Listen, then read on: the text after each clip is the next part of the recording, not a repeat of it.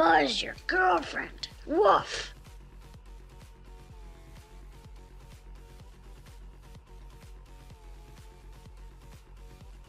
Hello, boobies.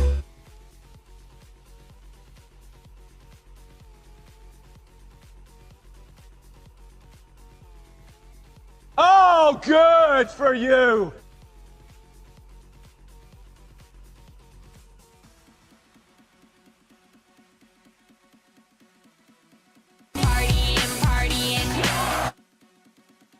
As for you, Renshai. It's Friday.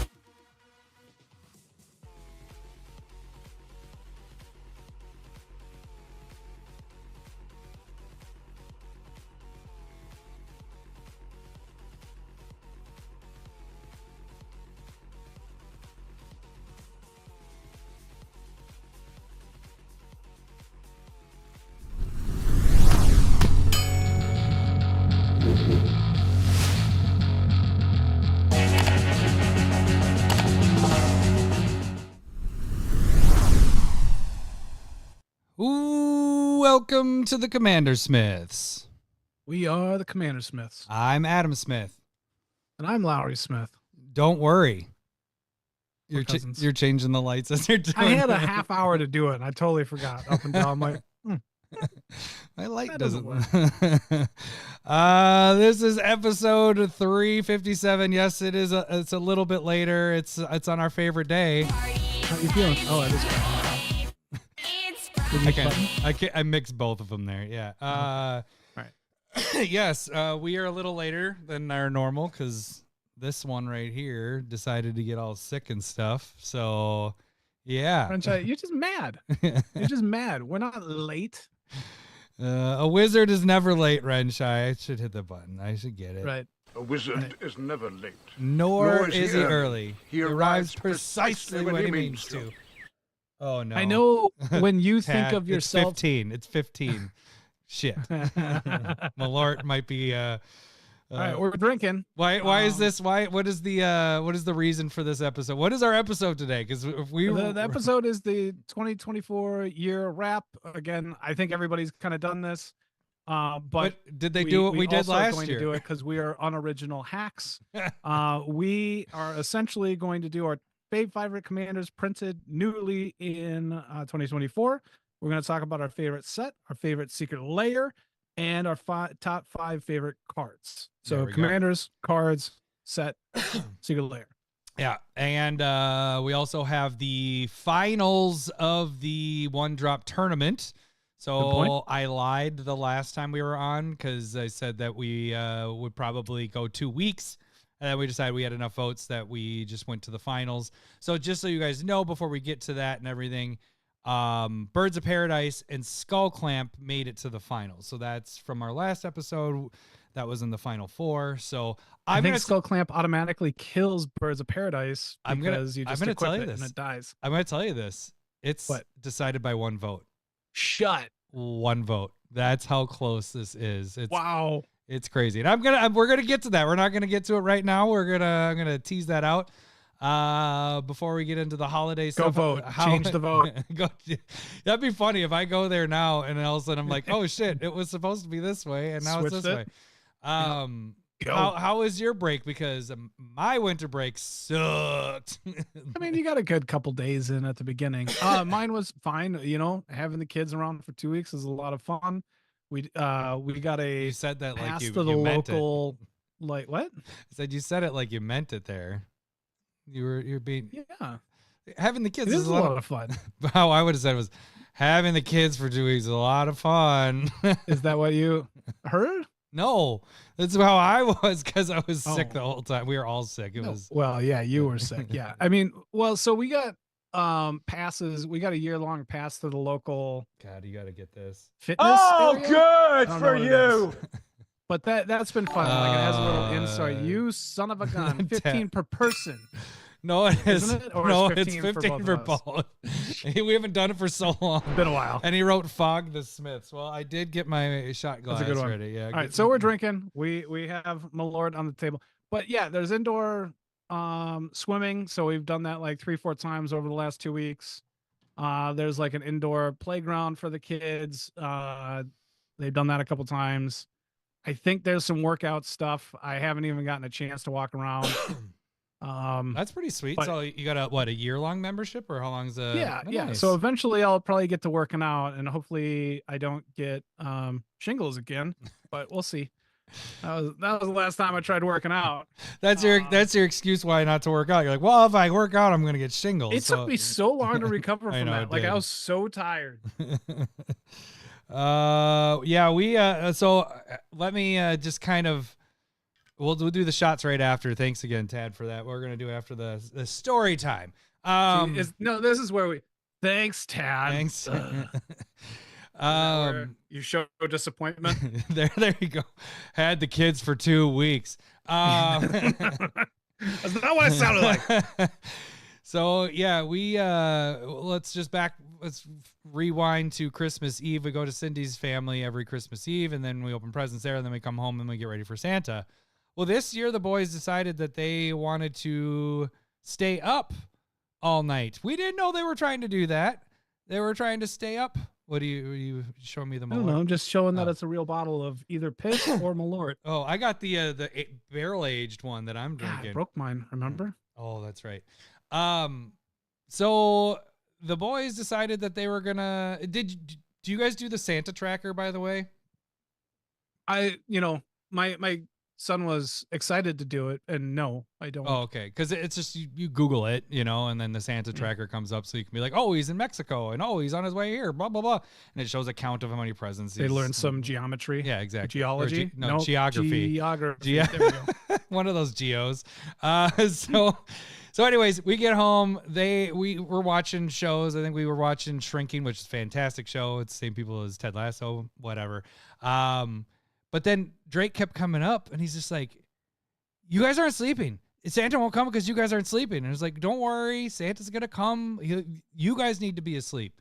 And like we gave them the melatonin gummies. We're like, they're hyper as hell, so they need to go to sleep. They fucking stayed up through that shit. They stayed up all night. All night. I'm not kidding. All night. So like 3. No, you put a timer on it. It was like, what, 2:30, 3 o'clock in the morning? They slept for half an hour. They came back in. Okay, so, and I'm hoping they're not. It was all night. Yeah, Gross. I'm hoping they aren't by my door right now. But then, 3 o'clock in the morning. So then Cindy had to like. That's when you did your thing. Well, yeah, That's- she had to sit guard. So she sat down there, and then Yeah. I did my thing, and then they came out while she was down there. She was like, you need to go to bed, blah, blah, blah. Drake's in tears because at that point I told him that Santa had already moved on because I looked at the GPS. And so I was like, he saw that you were awake and he didn't, whatever. So he lost his shit and was just all upset. So then Cindy had to calm him down. We get everything put out, whatever. Then we're like, all right, we're going to bed. So that was actually 2:30, going to bed at 3 a.m. We were not Gross. planning on staying up that 3:30, Drake comes in the room and is like, Santa came. Oh my gosh, I just got up and the stockings have this and this. Like they went through everything. And like it was just like, oh my God, this is ridiculous. So like, all right, go to bed. You guys need to get sleep. We need whatever. I knew they weren't going to go back to sleep. They didn't. They stayed up the entire time. And then they woke us up because we told them, don't wake us up until after 7. So they waited till 7:15 and woke us up. And they're like, yeah, we've been up the whole time. We went upstairs and we were watching TV and blah, blah, blah. It's just like, Gross. oh my God. So we get into Christmas. We're opening presents. As soon as the presents are done, both Cindy and I are just like dead. And I'm like, you know that pre-sick feeling, you have that like your raw mouth, whatever. Yes. I said to her, I was like, I think I'm getting sick. I have this just weird, that pre-sick feeling. And she's like, oh, really? Half hour later, full body aches, everything. I was just like, it just kept going downhill. So basically I stayed in bed the entire day for Christmas. And then we traveled in 2 days. We went up to Fargo because my stepdad's family's up there. And we just sat in the hotel the whole time. Because I was just like, I didn't want to go, but I was like, hey, Mom, what if we didn't come until Saturday? She's like, I already paid for the rooms. I'm like, okay, well, we'll come. Just miserable the entire time. And we didn't leave. We left the room once to go bowling and we got done and we had to sleep. And then we were just like, nope, I don't want to infect people. I don't want to be in a room, And so I was just like, we're just all staying in. So Gross. That was Gross. my Christmas and New Year's. Cindy's birthday. And so that's why we weren't on Monday at our normal time, and we pushed it till now. And you're not coughing constantly. You are what you are at this point. well, maybe this Malort will help keep the sickness away. Doesn't have to. Do you want to cheers it right now? Did you already pour yours? Yeah, I got it. All right. Cheers. Malort, Tad, number one. Thank you so much. Thanks, Tad. Oh, this is going to be awful.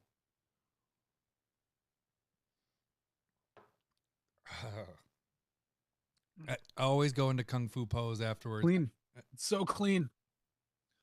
Oh my gosh, that's been a long yeah. I guess we did do it on our Commander recording night. But nope, that's not good. Nope. It doesn't. Never gets better. Nope. You feeling better?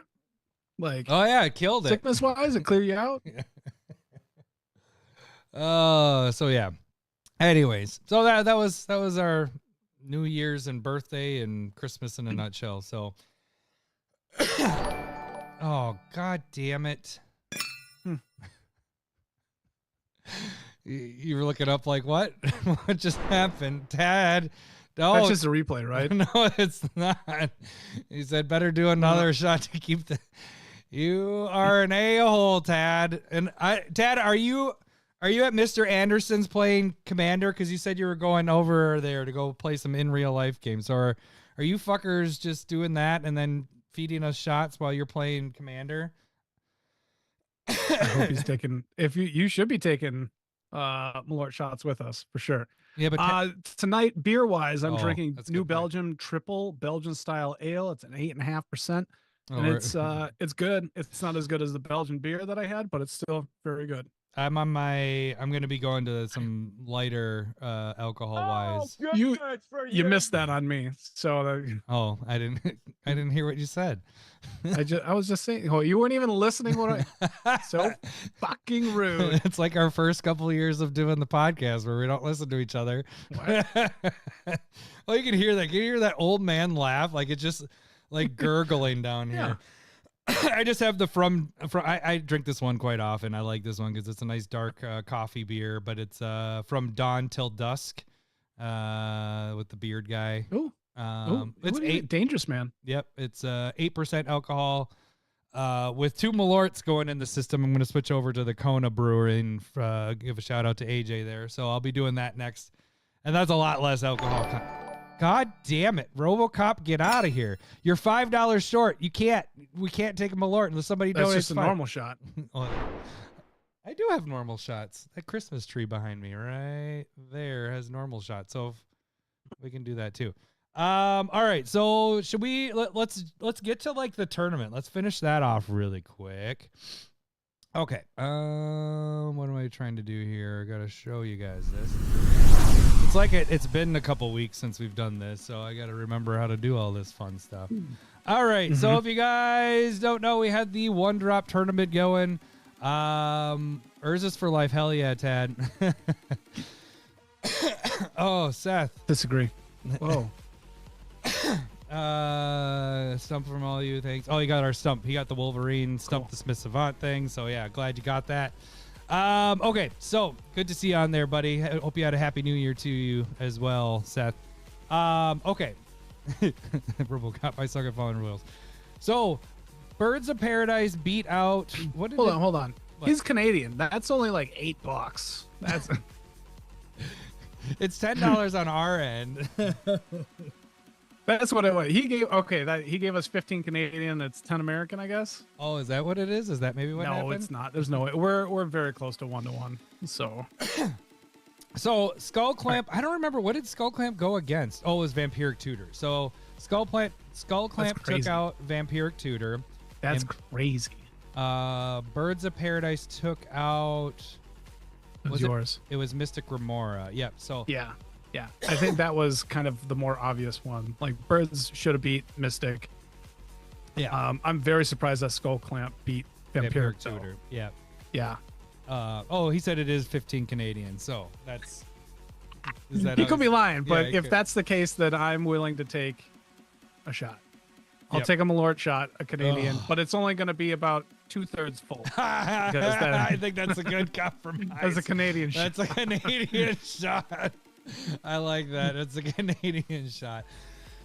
You pansies, you only take 2/3 of what we take with stuff. Anyway, was that my good redneck American? No. I mean, it was your good one, but you don't have an actual good one. But Oh, all right. So, Birds of Paradise, Skullclamp were the finals. Like I said before, it came down to one vote. Unless somebody, a Canadian shot, nice. Unless somebody voted multiple times in the last hour, I already know who the winner is. Lowery, who do you think won this? It's a number 10 going against a number 1. If a number 10 takes this, I think that is the highest seed or the lowest, however you want to view that, to win the whole thing. We've had number 1s and number 2s. I think the lowest we've ever had a win was like a number 4 or 5. So this is as unprecedented if it does win. So, I mean, but we at the end of this one, I think we he gave another 5. admitted that A full Canadian, everything was full pretty American messed shot. up. All right, he's there. All right, thank you, He buddy. wants a full one, I guess. All right, but we both admitted that like the one shot or the one spot was just like it was kind of a cluster because we were like. We got Swords to Plowshare, and then Path to Exile happens way later, even though they could be really, really close. Right. But it'd be like they're kind of like splitting the votes type thing. And like we weren't really doing the tutors because the tutors were, you know, I think it was just all over the place. I don't know how important the seating was beyond the first couple, because I think me and you both had the same idea. For 1 and 2, we're both on the same page. It was Bop and Top. Yeah, Bop and Top. Damn it. We wanted that to be the finals so bad. Bop and Top. I think that should have still been And the so finals. after that, I got to go Bop. That's what I think probably won, or that's what I would have voted. How about that? I don't know if it probably won because Skullclamp is really, really powerful, Right. and popular. And I don't know. Well, with almost how many votes we had? We got 83 votes. So it was we've had hundreds of votes, and this is just it's Christmas. That's why we always tend to do a we didn't really tournament. promote it. Yeah, and it's a slower time for our tournament stuff. So 83, that's still a good number there, but came down to it, and Skullclamp takes it with 51% of the vote. What that means is that's Lowery's card. It was a Lowery against the Adam card, and Lowery is the winner with his number 10 overall pick, Skullclamp. So that means you get first pick on our next tournament. And Right. How many did you get to pick first? Is this the only one you've done in a while? in a long time, yes. Thank you. You So were on I a streak take of it right back. I snatch your crown. I thought I had it with Birds of Paradise, man. Once Sensei's too. top got knocked Wow. out, and I had like, you had one card left in the top 4, and I think you had 2 cards in the top 8, and Yeah. Skullclamp was Yep. one of them, and that's all you needed to get there. So, congratulations, Crazy. Lowery. Your Skullclamp wins it. I'm surprised still because I also would have voted. In fact, I did. I voted for Birds of Paradise. You son of a bee. I won by 2 then because I don't vote on these things. Hey, that's your laws. You should vote. Oh, wait. No, it would have tied it if I voted. Oh yeah, for it Birds. would have. Yeah, maybe you should have voted. Never We- mind. Yeah. Nope. Too busy. Team Forest walk. Okay, now There we go. okay, you've gone too far. Cole showing up. You've I like it. Represent. you've gone too far. All right, so Birds of Paradise is not the winner. Crazy Tad created 2 accounts and still couldn't rig it. Couldn't rig All right, so that is that tournament's done. We did. I don't know how many tournaments we did this year. We did quite a few. I think 3 or 4, maybe. Yeah, I'd have to look back. All right, let's get to our end of the year stuff, our favorites of all that stuff. I think we discussed we were going to talk about our favorite set to start off, you think? So whatever we're feeling. But yeah, we can do that. Let's do set. Okay. Did you I have one that you I want to wrote go down. first since you lost the tournament? Oh. When do we take our... We have 2 shots to line up here. Since it's set, I'd say after this Okay. this set. Okay. So once we talk set. For me, there was a very, very big shift in how we buy things especially you and I, as of late, and that's kind of why our episodes have kind of shifted with talking about singles and stuff like that. We haven't cracked boxes and packs as much as we have in the past, for many different I was thinking the reasons. last one we cracked any sort of box was Ixalan Yeah. with Yeah. with whatever short stack box. What are The those called? collector boosters. Yeah, The short, or are you talking about fat packs? fat No. packs. Was it fat packs? Okay. Yeah. And it had one collector booster in it, didn't it, or something like that? I don't remember. Oh, yeah. But anyways, the one that I actually did buy a bit of, and not a ton, but more than anything that I bought with anything else, like by far, was Modern Horizons 3. I went in on Modern Horizons 3. Yes, there's a lot of repeats in it, but there's a lot of new cards that we got out of that. A lot of good commander cards.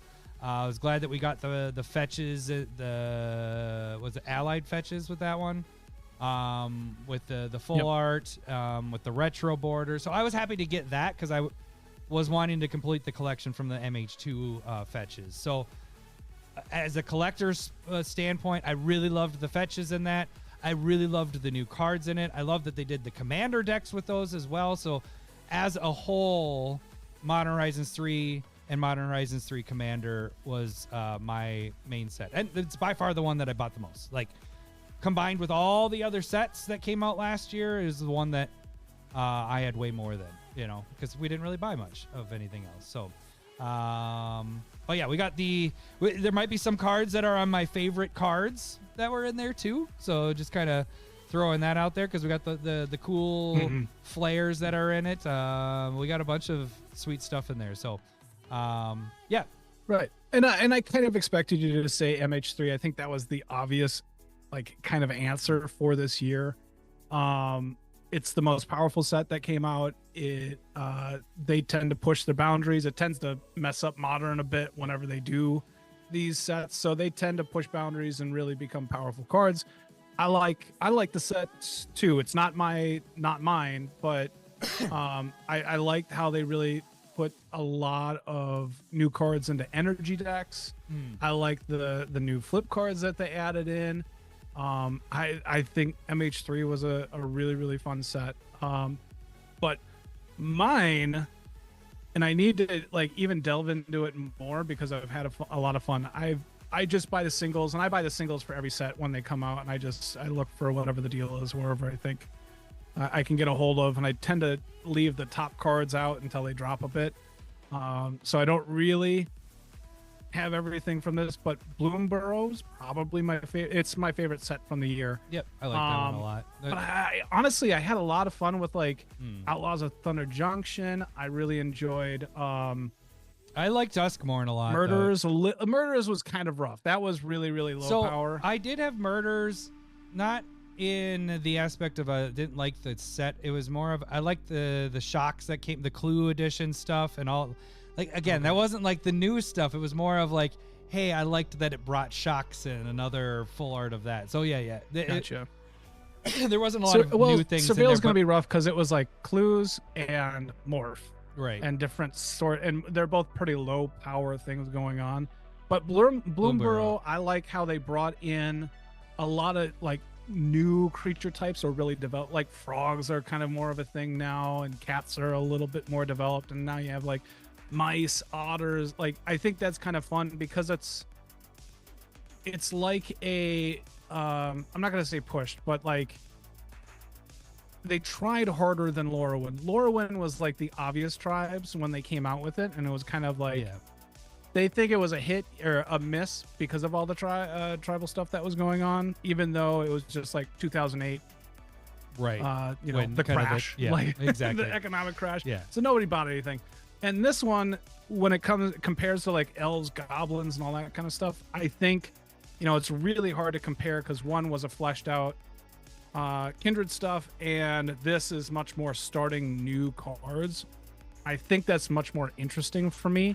I really liked the talents and or the class cards that they have. The talents are really, really cool, which are basically And it's freaking They have the animals. one that's basically It was all a Parallel animals, which is Lives. awesome. Yeah, yeah. What's that? And it's all animals was the other part of that whole thing. It was Right. like, it was all cute animals, man. Like, Absolutely. Yeah. No, I really like the feel that I think they hit that out of the park for what they were trying to have everybody feel. But the classes were really, really cool. Yeah. They have the doubling season one that I don't have, and then they have like the +1 counter protection one. Those are both like $20 cards at this point. But a lot of the lower ones are starting to get recognized as well. There's like artist talent that's really, really cool. That's like comes into Bloomborough, play. Bloomborough has a lot of expensive, like high-end cards. Like when I was going through all the lists when we were coming up with the lists and stuff, there's a big chunk. Like there's a big top end of Bloomborough, which you don't see a lot of normally with standard. Normally it's like 2 or 3 cards. Bloomborough had a crap ton more than I was expecting. And you also with Bloomborough, wasn't that kind of the start of the like the fractured foil kind of things? Because they did that with the plain, not fractured, but you know what I'm saying? They did the alternate art, super rare, not the start of it, but it was really prevalent with that because they did it with the planeswalkers with the special art, you know, for each of those planeswalkers. And then they were super rare. Like the Jace, that was a fox. Oh, Because that's what Tad opened, and I was able to sell for him because he opened they're extra rare. So they started introducing those instead of serialized. They got rid of serialized with that stuff, right? Wasn't it? I am unsure of that. That I'm not positive on that, but I feel like but that's what they did was they went with the super rare prints of these. And the cool thing is that I like that they did with that is that those cards that are super rare, also Mr. Anderson opened one today, they give it a different art. They didn't just go, hey, serialized card, but it's the same art as everything else. They did, boom, super rare card with different art. You know, cool foiling and all that stuff, but here's a different art of that. Because we got 2 different arts for those Planeswalker animals, but the one that was super rare had a completely different art. Anyways, that's something that I noticed with Bloomborough. I liked how they changed that up a bit because I really want your special cards. Oh, that's right. I opened his Jace. But it's his. I opened for him is what it was. Yeah. But I like that. I like that they started doing that, and it seems like that's the thing that they're doing moving forward. I mean, we have it in Foundations. We had it in Duskmourn. But yeah, I agree with what you're saying with Bloomborough. If I didn't have Modern Horizons 3, for sure, that would have been the one that I would have went with. All right, so we got... And the other thing, too, is that, like, I really like the mechanic of Offspring, where it's just, like, you get a normal, costed card that you may like, and if you wait later on in the game, you can have 2 of them, and just, like, making a copy of whatever, like, you're doing. Like, that's a great... It's really, really good. So like you have the one where, and that's a $15-$20 card now too, but it's like 2 mana for a 1-something. Whenever you have a creature come into play, deals 1 damage to all your opponents. And Offspring, so 4, you get that twice. That's a really, really good card. There's a landfall one that you're dealing damage to your opponents. I like a lot of those Offspring ones too. So that I think if I would go back, I would have bought a box of Bloomborough, and also their precons were really, really good. Yeah, those are fun precons. Precons had a lot of good cards in them as well. So I think that was the last one we were pretty happy with. Yep. Yep. So what's this comment here? Well, he was just wondering, name. How do I say name? I'm just gonna call you Name Army because I don't know that name key in Army. He was wondering, what do we think about Innistrad Remastered? How high do you think serialized could go? 7,000. I'll tell you this. So Tad did open a serialized card that I've been trying to sell for him, and we got graded from Fallout. And it really depends on the card. Like if it's a highly used card, I don't think 7,000, but you're looking at more expensive. But this is what the problem is we're having with serialized stuff is like it has to be usable cards like that. Like the One Ring, obviously serialized. Well, that's different. Let's one of one. Sorry. Yeah, that's 3 million. Yeah. All right. The soul rings, I mean, those are a good example. Those soul rings, the serial look at those, and those are very limited on how many there were for each one. It's like 300, 500, and 700, respectively. Those suckers, I don't think they're going for that much. Maybe they are, but that's the top of the line. So that's how you can kind of guess where you are. Yeah, and Tad's saying depends on the number too. There's some interesting numbers if you get whatever, but I think it depends on obviously 69 is going to be the most expensive. Right, 69. But the thing is what I would say with those is, soul rings are used all the time. I think that's your gauge. Soul ring is the top. There we go. A little late on the button. Sorry. That would be the top of the line. So take a look at eBay, TCG, see what those are going for the Lord of the Rings ones. I think that's the top of the line of where you can get to with it. And I think that's way at the top. Everything else, I would say, is a lower tier on that. Are you raising your hand?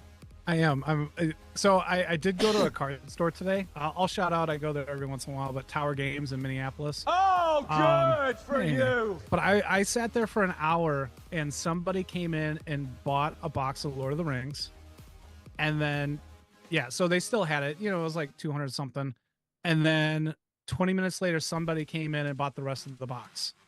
Like it was like 6 packs or whatever in there, and I was just like. And so as I'm checking out, I was like, Lord of the Rings is still pretty hot. And he was like, as long as you have it, people will buy it. It's something that somebody like. Interesting. So it's still in high demand if it's around. And that was interesting to me because I don't. What that means is I should have sat on packs instead of open them. But no, I couldn't do that. It's Lord of the Rings, man. Yeah, Lord of the Rings, fun to clear. All right. Sure. Okay, so we got a shot. Oh, yeah. All right, let's do the shot before we get to our faves. This is also a Tad shot. Next one is going to be from RoboCop. Yeah. Tad. I know that it gets worse as it goes down. Tad. Daniel. There we go. I don't know. I was trying to. It's terrible. Tad. Thank you. We're on the way to last year. Yep. Second one. I wasn't sure. Oh, fuck you. I wasn't sure if I was gonna be able to do these tonight because it was just like, am I gonna be able to drink? Much less take shots. Woo! I'm all right. I'm gonna have to get a light beer here in a second. Okay. Second one it's always that first one's nasty, but the second one just gets disgusting. All right, so we're gonna move on to our Fave 5 Commanders. Now, I do want to say, from last year to this year, do you remember what your goal was? I meant to go back, and Tad might be able to. He revisited our old episode, which I refused to listen to last year's episode, and I refuse to get that hammered tonight. We'll see. Night is young. We have 3 shots on the docket already. But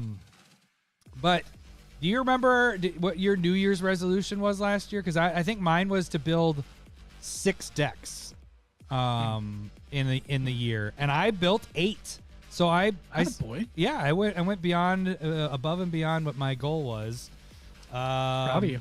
I think I like that number. So I think my goal for this year is to build 8 to 10 decks.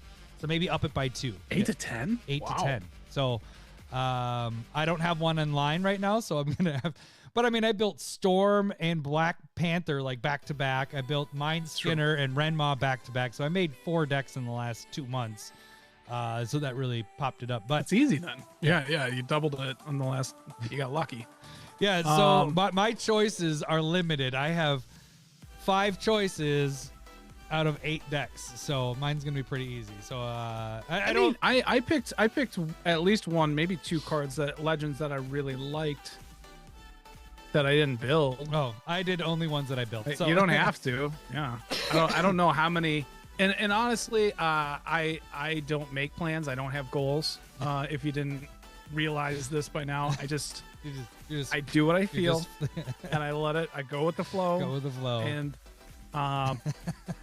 you can talk about your first one. I'm gonna try and count because I know I've already killed 2. Okay, I'm gonna say because I built last year 3 mill decks. 3 mill type of decks. So I'm gonna kind of eliminate In one. 2024? Yes. Can you name them? That's good. Like the Mind Skinner. Yep. Holy shit. Okay, really quick. Cole just looked it up. He said said Elven Soul Ring serialized for 5,000, but one is listed for 24,500. But it's graded at pristine 10.0. So yeah. But yeah, thanks Cole for checking that out really quick. You're trying to cheat by looking. What are you looking at, Lowery? What are the mill decks that I built? Oh, I don't care about your question. I don't know the other two.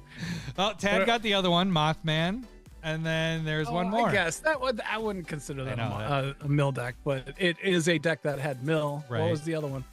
Storm. Oh, all right. That was because of your suggestion. I would have missed yep, that. There, Tad got it. Yep. Okay, so I'm going to start with my lowest one. I am going to skip Mothman. I did have Mothman on the list. I really do like the Mothman deck. I'm just going to give that kind of as an honorable mention. It's a fun deck because it up until we played it on camera the other day, it hasn't. I made 12. Oh, good for Good for you. I killed 4. But up until the game we played on camera, spoiler alert, it really hadn't milled anybody out. It always just kind of pinged away at everybody. Like it was always gradually knocking people down because of the rad counters. Really like Mothman, but I want to add a deck in that is different because, like I said, I have 3 mill decks and I want to talk about the other 2. So Azlask is my number 5. Azlask? And let me pull that up just so people can see that. So Azlask. I know that was my joke before. Yeah. Oh yeah, fuck this card. So this was with the Modern Horizons 3. So this was with the Commander decks. How I built this one was the cool thing I like about this deck is it's almost like a secret experience counter Commander deck because I put in it's a 5-color deck. So I put in let's see, I have Azuri, Mirren, Othari, and Minthara. All of those, well, I should say Othari and Minthara are freaking ridiculous. Like if and actually Azuri, those 3 out with this, like coming out later, are like can win the game. And so I really like this deck a lot in the fact that if they keep making or as they make more experience counter commanders, it can just get slotted right into this deck and it can become just a completely secret experience counter deck.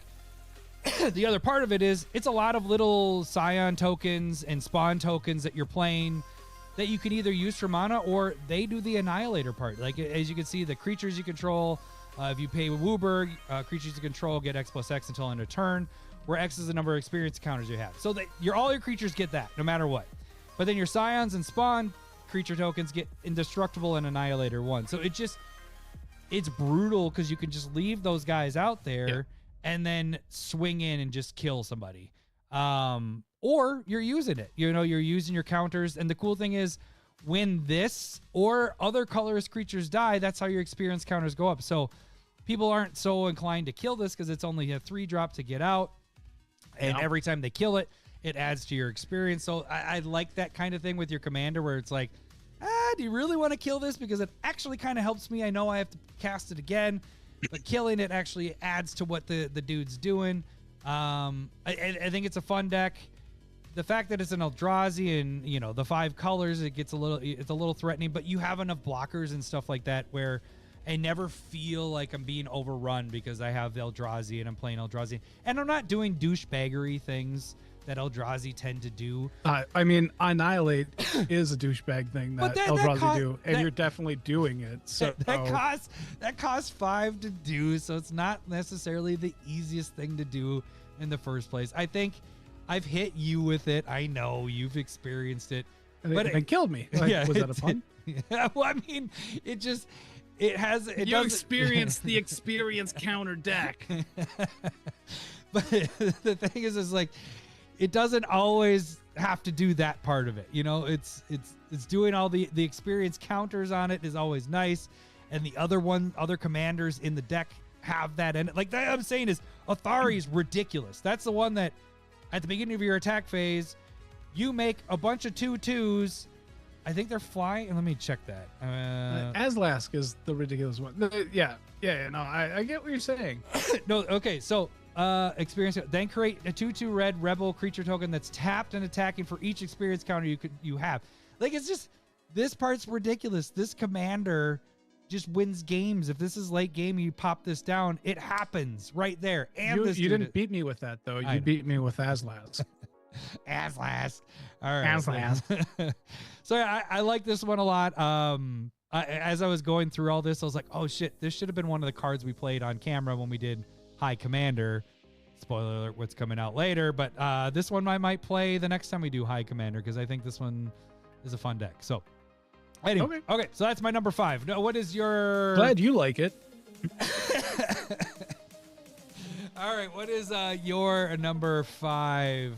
I don't know if you ordered them or not, but I did. No, I didn't. I don't do that either. I don't do that. I'm just gonna go in the order of what I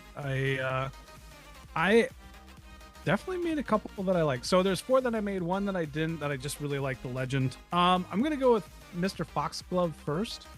It's 2 and a white and a blue and a green, and it's a 3/5 lifelink Fox Rogue. And whenever it attacks, draw cards equal to the number of cards the defending player has. And if you're not drawing any cards, you get to put a creature from your hand into play for free. So this is... Oh, really quick. Cole just asked, did we post the in-person games yet? No. With me being sick, holidays. Yeah, and holidays, I didn't even... I'm about to start editing. Let's just say that. Yeah. So, but Mr. Foxglove's really, really cool. Like, I enjoy the part of just like being able to play out your hand as fast as you can, but still have a bunch of fatties. And so I have like cycle cards, 1 channel card, stuff that has early game playability, like being able to go get lands if you need them, or being able to draw cards, or whatever the ability is, and get it out of your hand. But then later on, when you're drawing and you're having Mr. Foxglove go off, then you're just putting stuff into for free. And I thought it'd be a lot clunkier than it is, and it's smooth. And it's it's kind of nice because if you're lacking creatures in your hand, you're just drawing cards instead. And then if you have what you want to do, the big beaters, you're just dropping them out for free. Like it's... Yep. I haven't seen you play this one enough, but it seems like it'd be a lot of fun. Like I think I've played 3 games with it so far, and all of them have been fun.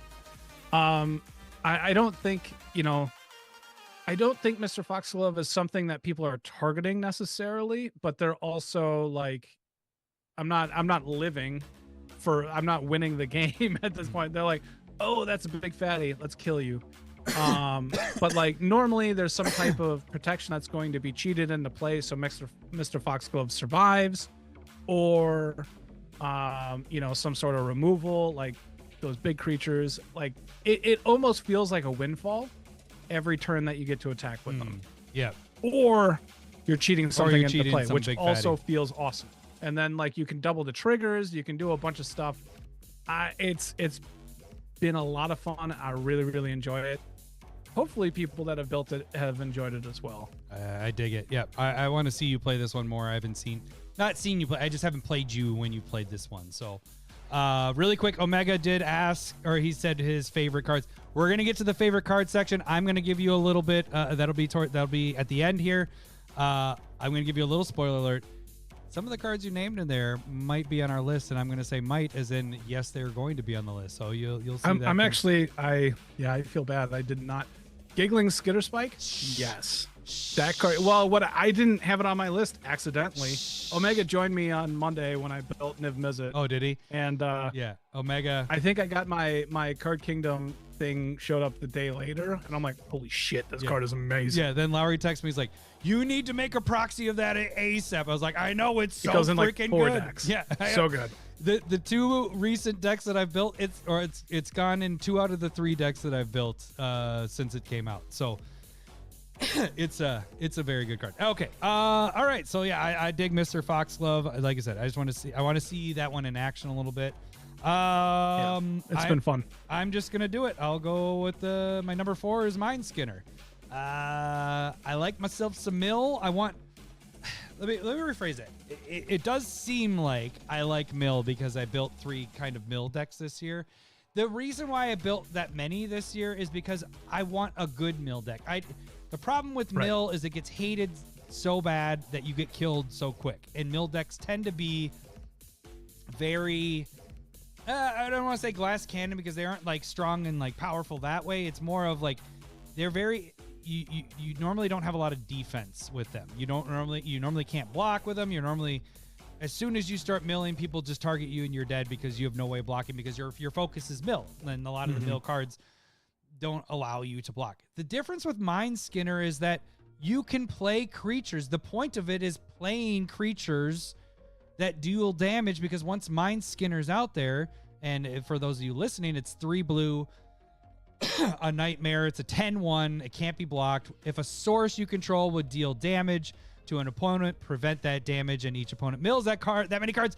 And speaking of Giggling Skitter Spike, this is an all-star in that. This is Giggling is my, it's my Day of Dragons. It's the top 1 in the deck, and actually almost won me the game when we played in person with everybody, and Mr. fucking Tad was fogging the shit out of everything, and we've talked about that on the cast. But Giggling was the reason why, because it didn't have to deal damage. It just had to block or attack, and it blocked, and it just milled everybody, and what it did is it deals damage to each person. Each one of those is prevented, and each one of those people milled that many cards.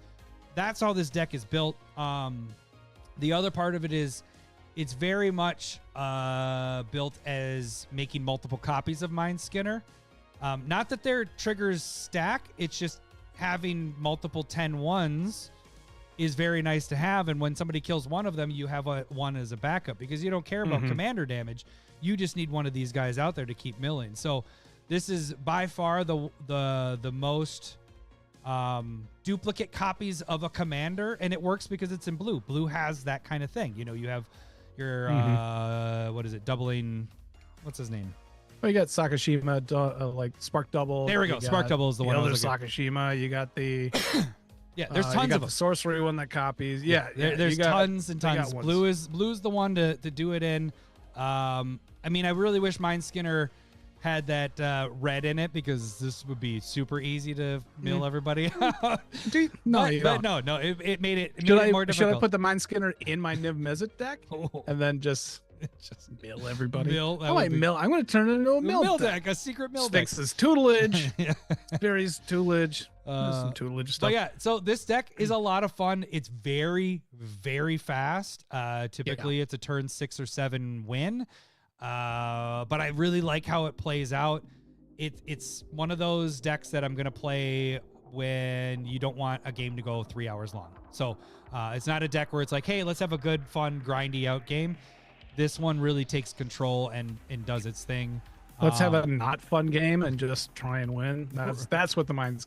No, I was really impressed when the way, like, Tad legitimately had to fog 6 turns in a row. Like, if he didn't do that, you won. You would have won. You would have won. You would have won. And the first one he did, scary for me to think of a game that I'm going to play against the Mind Skinner where fog is not going to be involved. Like, that is the one. It's a side spot. Yeah, that's never going to happen again. And Mind Skinner is going to win a lot of games for you. Yeah, for sure. It's a fun deck. It's not oppressive either, so people can do shit. That's the thing. Is like, you can do your own shit, and then you're just like, oh, half my deck is gone. Oh, I got one more turn left. Right. And then you hope you either have some sort of removal. Even if you remove it, because you have creatures in play, and if you get it down to where there's like 1 turn left, and somebody's like, well, we got to get rid of that motherfucker, you just replay it again. Right. Like, and then whatever damage happens. It doesn't have to be the Mind Skinner doing the damage, and just it's gonna end the game. It ends pretty quick. To jump on that really quick is playing the creatures out. That's the point of the deck. Is it's getting your creatures out, getting a lot of them out there, And then once you get Mind Skinner out, you're attacking with all those, and they're doing the damage. So the thing is you have blockers. So my biggest gripe with mill decks is you don't have blockers. You can't protect yourself. This deck can protect itself, and it's a lot of fun. So, all right, Lowery, what is your next favorite commander? I'm gonna go with probably the hardest one to admit, but my wet deck, Riku of Many Paths. Riku, Tad, the one that when I was making building fun it, of me. I spilt a gallon of water on it. Oh, it's that one. Oh, yeah. If you guys can go back to the short of Larry, where he cuts the stream, that was. Oh, we should have done like highlights of the year. That would actually be good to go over like the funny things that I know. That would have been a lot more work, but that was. If I had to pick a highlight of the year of something that happened on camera, is me wrecking my fucking cards? Well, no, but it was hilarious. A... No, but it was hilarious because then I slowed that video down and I did Sarah McLachlan music with "I Will Remember You" as the water's going across your cards. Whoa, I almost knocked over my Malort. Oops. Anyways, okay, go ahead. Riku of Many Paths. But Riku of Many Paths is from Outlaws. It's green and a blue and a red, 3/3 human wizard. Whenever you cast a modal spell, you get to choose one of three I like for as many modes as you're able to choose. So the first one is exile the top card of your deck. You can cast it until the end of your next turn, or put a 1/1 counter on Riku and it gains trample until the end of turn, or create a 1/1 blue bird creature token with flying. And so I love that it has modes. I love that it's a mode deck, because we've talked about it many times throughout the years where when you're playing modal spells, you just have options. It gives you choices. Love modes. That's our favorite. And that's the only time I play counter spells. Yeah. And that was the terrible thing that I realized is counter spells have a bunch of modes to it. Yeah. And so it's packed with like 20 counter spells. And we don't play counter spells. You son of a bitch. Yeah. Number 2 wanted to he was regretting coming to SmithCon. I completely locked down 3 different people. I don't think I played you with Riku yet. Have I? I but went you didn't counter Basilisk one time with Riku. Was that when I annihilated you? Is that the one that you're talking about? Yeah, because the next turn you killed me. Tad turned to you and he's like, he really does pick on you. And then he killed me. I'm like, that's why I pick on you. But the cool thing was there's a Time Lord counterspell that counters a spell or reverses all creatures' power and toughness. And so you had a bunch of those Scions, 0/1s in play. And I was like, this will never ever be used again. This is the only time. This is the only time it works. And you sack, survived, and I'm like, all right, now I'm dead. But that's why this is a guilty deck, but still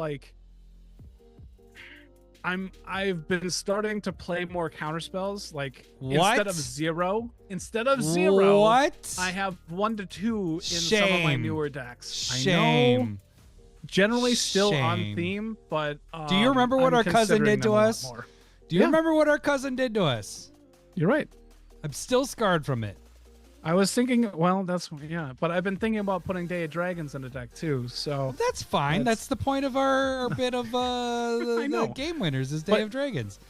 But Riku of Many Paths is great because it's essentially card draw. If you want to get Riku through, you got that trample and the +1 counter. So it's casting from exile, which there's a bit of a theme there in red, and then there's the +1 counter, which is definitely a thing in green, and then there's the 1/1 token flyers in blue. It's a perfect card. Yeah. It's a perfect card. It's a little limiting in your card pool, but it's a perfect card. It's so much fun. The choices on what you're doing. Did you read what Cole just wrote? Counter spells don't kill people. People with counter spells kill people. I want that as a t-shirt now. Counter spells don't kill people. Yes. People with Is that a saying, Cole, or can we steal it? Steal it from you, please. Is it already a t-shirt? Because that's fantastic. Look at that. Hashtag Team Force Talk. Get the fuck out. But it's I think when it comes to a theme, I think counterspell kind of had to happen. But just think of Jessica's Will, which was destroyed in my spillage. It just I don't mean to it's laugh. so good. No, you do. You're a jerk. But it's I really have fun with the card. Like it's probably the first Spellslinger deck that I've built in a long time. Because normally I'm so very like permanent heavy, Yeah, and that's same. why I was drawn to Riku, was because It's forcing you outside of your box. It has to be a Spellslinger deck. Yeah, I dig it. So I dig it. Yeah, and what you were saying with Jessica's Will, I have been, especially with Dockside being banned, that has been my lean to. Like, that's my replacement almost for Dockside. I know it's not like a 1-for-1 of it, but I wasn't using Jessica's Will as much, and now I am because of that that ban. that's been the switching. Yeah. And the funny thing is I saw plenty of people in that conversation of the ban stuff of just going, "What about Jessica's Will?" Yeah. And so, like banning so we'll it? see. Yeah. Oh, really? Jeez. Yeah. Because I feel that like card too. Oh, jeez. Everybody hates everything. All right. My next one. Okay. Yeah, I know what my top one. My next one's a new one that people haven't seen yet, except for what we're working on. But Black Panther, man. I love this fucking deck. And it's the Heir Apparent Black Panther deck. I could argue my top 3, they could be switched any way around. This could be my number 1. My number 2 could be my number 2. Like, it could be all around. But this is Black Panther works so well with this. But anyways, Black Panther, so it's green and a white. First strike, 2/2. Whenever Black Panther or another creature you control enters, put a 1/1 counter on target land you control. Then you can tap 3, move all 1/1 counters from target land you control onto target creature. If one or more counters is moved this way, you gain that much life and draw a card. Now, you guys don't know what we're talking about. You're not going to see it yet, but you will see it. This is brutal. The fact that this is at instant speed, the fact that it's on a land, it makes it very, very, very difficult to get rid of those 1/1 counters, and it makes it very difficult for blocking wise. And so I like the Heir Apparent style in that it makes it very easy. You're casting the hairs. They're making more. It's not whenever you cast, it's on an ETB trigger. So those tokens it's making, you're getting more 1/1 counters. There's enough manlands out there. The all-star in the manlands, by the way, is the Dryad Arbor. Like that dude, because you can search for it because it's a forest. So your fetch lands and all that fun stuff goes to get that stuff. And you have a creature that you don't even have to tap to turn it into. This I had a lot of fun with. And if you have 2 manlands out and they're both lands or creatures and lands, you can flop the counters back and forth. And then we talked to Zach and Wrench. I helped with it on Judge wise with the doubling counters, with doubling season, with Primal Vigor. When you're moving the counters onto the other, it's doubling it. Like the wording seems weird, but from judges and from the rules and all that stuff, it does work. So the fact of moving counters over to the other, it doubles it, and then you move it again, it doubles it. Like, so there's some ridiculous stuff you can do with this. This was probably the least popular one out of the Secret Lair drop, but it might be my favorite. Like, this is a strong deck. It's a strong commander. I'm gonna put you on record here. Do you like this more than Storm? No, because Storm is further on my list. Son of a gun! I was hoping that you were gonna. You will could still say it, Well, even no, though no. they're both on the list. It's a different place. Oh, but you got this at number 3 anyway. Yeah, Okay, yeah. No. okay. It's a different play style because this is more of a normal casual game of playing Commander, and it's gonna be powerful. Where Storm, when I get to Storm, spoiler alert, Storm is very, very aggressive. It's gonna end the game really quick. This one's more of like, hey, you could play this in any Commander game, and if it's a high power Commander game, you're gonna be a threat. If it's a low power Commander game, you're gonna be a threat.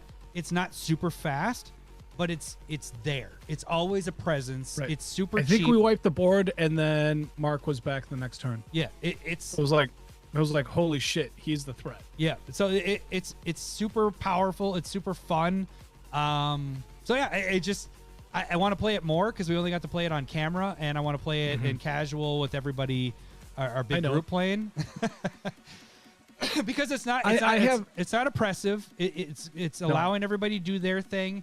But this just, if you don't keep it in check, it's gonna get out of control, and then it's kind of game over. And so I think it's right up my alley of here's one of those things. Like, so I have a couple of decks that potentially can deal with it. Not saying that it would, but I think it'd make it more of a game. But like, I have in Indoraptor, I have Judith, and now I have Niv Mizzet potentially, where like there's like Wrath damage cards and stuff like that I could be potentially oppressive to decks like this. And there's a lot of decks where I'm like, what are you playing? What are you playing? Okay, I can't play these. To whereas I would not feel bad about playing those against this. Honestly, just watching it come back from a Wrath and just going, oh shit, we're not this fast. Like we're not coming, like there's, because of what you're talking about with like Doubling Season or the Cathar's Crusade, like just the ability to have multiple like creatures and enchantment support, and then if you Wrath one, all you gotta do is have one or two creatures, and then boom, it's already happening. And so like I think it's gonna be a really and the other thing too is that even if you don't have cards in hand, you have the land that already has multiple counters on it, and if it is a man land, you're bashing face with it. Right. And so like that, that's the thing I'm saying is like it has versatility in it, even though it sounds like it's go all out with your creatures. The versatility of putting all those counters on a man land and swinging in for 15 after a Wrath is brutal. That's a very good point with it, and that's the part where I said in the beginning is that the fact that it goes on a land, the most difficult thing to remove in Commander. That's the thing that I think that's the icing on the cake with this is like you don't realize those counters are just stacking on there, and it's at instant speed. It isn't if it's at sorcery. This would be a very neutered deck. But the fact that this is at instant speed, like you mentioned, after a board wipe, you can attack with those lands. But even still, you're attacking with all these little 1/1 bunnies, and you're like, well, I'll block that one. Am I going to put all the counters on this to kill your creature?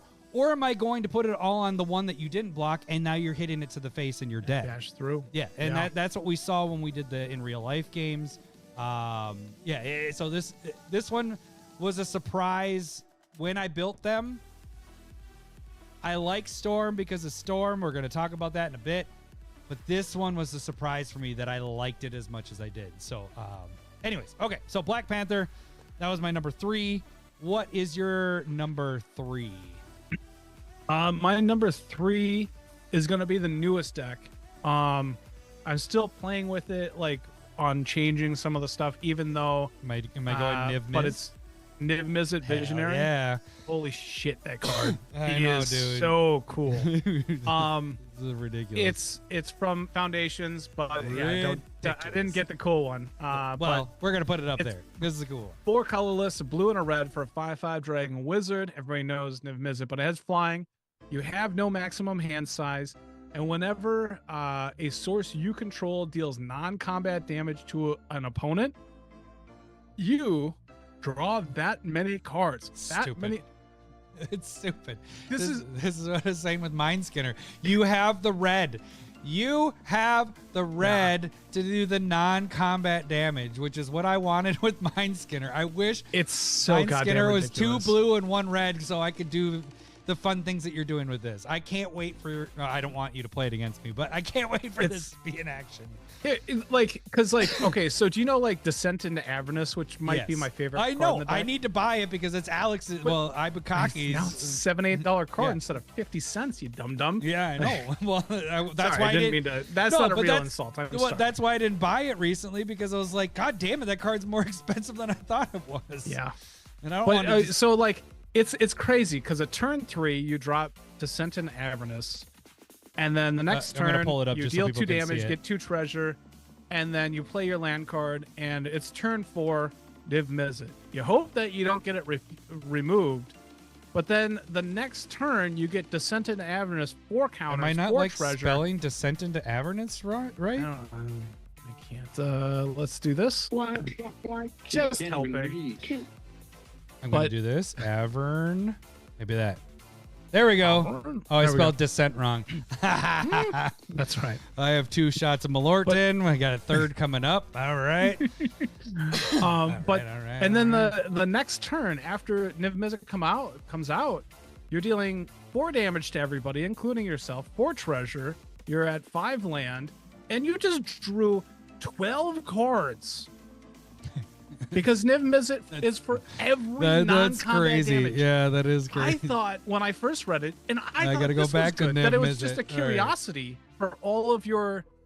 It's for that many cards. That's crazy. What? I just thought it was for each like opponent that you dealt damage to. So like, this is on if your you dealt turn. 1/1/1, you draw 3 cards. This is on I your would have been turn happy too. with that. Yeah, you're getting to do that on your turn. That's crazy. Are you kidding me? It's such a bonkers card. And it's adding curiosity into it just like feels like I'm adding in another Niv Mizzet Visionary. What are you doing? And then like you have Lookout Scout, you have Ophidian Eye, and those like 4 cards together. Do you are even just need sick. any of those cards? All you just have Niv. They're basically like Well, I like better. you did a Dragon's cantrips. Approach. It's better than. Oh. Oh, there is that deck. Yes, for sure. I should throw this in my Dragon's Approach deck as the. Yeah, it's gonna go in my what's his name? I mean, it can. I'm not saying that it can't, but I think your Dragon Be Down was saying that he had it in his Dragon's Approach deck as well. So Jake from the Discord. But that's definitely a good one for it because drawing 9 cards. Yeah. And getting another Niv Mizzet, it does go kind of like deck dependent. Niv Mizzet, Well, Firemind. I guess you can get this Peruse. dude for $6. That's not too bad. I think I might add it. Stop. It's gonna the be in my card's Dragon's crazy. Approach. It's so good. Yeah. And it just allowed me to play. I went with more of like a stacks deck and I've kind of gotten away from it more than I probably want to. And I don't know if I go back. So, but if you go and look at the deck tech that I did on Monday, it's much more of a stacks deck. This is a recent one, so you guys can check that out. Like Lowery did the building of the deck, and then he had the final with the goldfishing of it. So you guys can check that out. That is up and running right now, and you can see also on Moxfield the deck. So if you guys want to check that out. All these decks so far that we've talked about, you can search for that on our channel as well. So just so you guys know, if you or go to Moxfield and just check out the deck list as well. Follow us on Moxfield as well. Yeah, we got 4 followers over there. We're chugging along. I think there's more than 4. I think there's way more than 4 on Moxfield. Are you sure? I think so. Do we need to add in a counting button as well? I don't even read. I'm feeling my 2 Malorts. we have more. Are you feeling your Malorts? Because I'm like, okay, good. Because I'm like, is it because I'm sick? Well, I was thinking after this segment. I know. Because then we got the top secret layer, and then we have our top 5 cards of the year. All right. So okay. I'm good. Niv Mizzet I like Visionary it. is Fucking love dragons. I crazy love cool. that. Yeah, I haven't played a game with it, but I'm really, really excited to. So how many Malort shots would it take Adam to get to order a card live on cast? Order? I'm not gonna buy stuff. Because I want to buy this. Well, I mean, you probably could. Enter your card. Tad, stop. Do you want to enter your credit card information? I feel on warm live stream? right now. I feel like I have to. Everything's getting hot, so I already know that everything's I'm feeling my stuff. I'm trying not to have a repeat of last year where I was embarrassed to show my wife to do the episode. She laughed. And we laughed. All right. My number 2 card of the year, since we just talked about it, is Storm, Force of Nature, bitches. It's my favorite superhero. It's I was a meteorologist. That's what I went to school for. I love weather. I get weather boners. Like Storm is why I went to meteorology. It's not. Actually, I think Twister was what got me into like, hey, I want to be meteorology sounds cool, and that's why I went for that major. But I always liked Storm. Storm and Wolverine were my guys and gals. So I had to build Storm. But actually, because of you, you turn this into a fucking sweet deck. I don't like following the same line as Don't everybody blame this else. on me. No, it's not blaming it. It's amazing because the thing is I was like, I got to build Storm because she's my gal, one of my favorite superheroes of all time. I don't want to go with what everybody else is doing, Spellslinger, blah, blah, blah, blah. We're getting Storm on all this. And you're like, hey, what if you did like a mill theme? And I was like, holy shit. I love mill. Holy shit. Yes, let's see what we can do here. So it's a secret mill. And you guys can check that deck tech out as well. But there's only 3 cards in the entire deck that are mill. But this deck draws so much. It's so much spell slinging of because you want to cast the spells to draw more cards because you're trying to hit one of those 3. And if you hit one of those 3, again, if we have time, we had 3 games with the Marvel. The 3rd game that we played, Storm did her thing. Like it milled everybody out. It was game over. But this is what I talked about earlier. This is a glass cannon. Like it is her.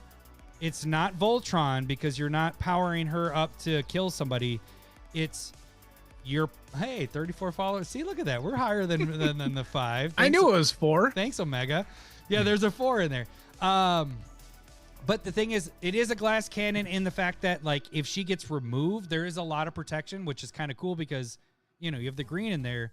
The protection adds with the spells. Like what you want is the spell count to go up there. So part of it is there's a lot of protection in this deck. There's a lot of draw in this deck. It's to get to that mill, and then you hit either by double strike, multiple. No, I didn't do. I took away the multiple attacks. You can see in the early video when I was building the deck, I did have multiple attacks, but when I did the final video, it turned into double strike is what I focused on because I was going on the spells. It's so powerful. It's so much fun. I love this deck so much. But again, it's kind of that Mind Skinner-esque thing where it's not a short, it's not a fast, or it's not a short, it's not a fast, it's not a long game. It's not short. It's not fast. It's long and slow. That's how I start my dates out. This is a fast game. And so it's another turn 5 to 7 is when this deck normally goes off to win the game. So it's very aggressive. Not aggressive. It wins very quick. And so you got to kind of figure out. Oh, good for you. You got to kind of figure out when you want to play this deck. Again, if you want a 3-hour long game, a 2-hour long game, this isn't the deck for you. But if you want a 1 hour long game, there you go. This is a good one to have because there's still a puzzle you got to play because you are limited to protecting her. You are limited to how you got to stack the spells. When we played our first game, that the first one that we will feature, I prematurely blew my load with her because I was just like, I want a mill. And I knew I wasn't going to kill everybody. I knew I wasn't going to kill a single person, but I wanted to show what she could do. If I would have waited a turn, I could have set it up to do the game winner stuff. But that's the thing is like there's a lot of planning. This is a little more of a difficult piloting if you're trying to go how this deck was built. There is a couple other avenues of damage, but for the most part, it's mill. Right. Like the thing that I kind of noticed, far out. I don't watch or look at whatever you do when you're doing your decks. Where's my? I'm just kidding. But it's essentially what you do is you get your attack in. You kind of like wasting your hand is not the right term, but you're using what it does, and then you're making sure to refill your hands with a cantrip that is stormed off to see a ton more cards to try and get some mill, and then you set up for the next turn, make sure that you have some protection, and if it gets removed, generally you've drawn enough that you can just go land ramp, and if you miss a turn, it's out the next one. Yeah. And like it's not perfect, but nothing is. You know what I mean? Like that's as good as it's gonna get. That right. It feels like a Golos hand where like 5 comes down, you get a land, and somebody kills it because you don't get to do your thing. The next turn, you lay a land, Golos comes into play.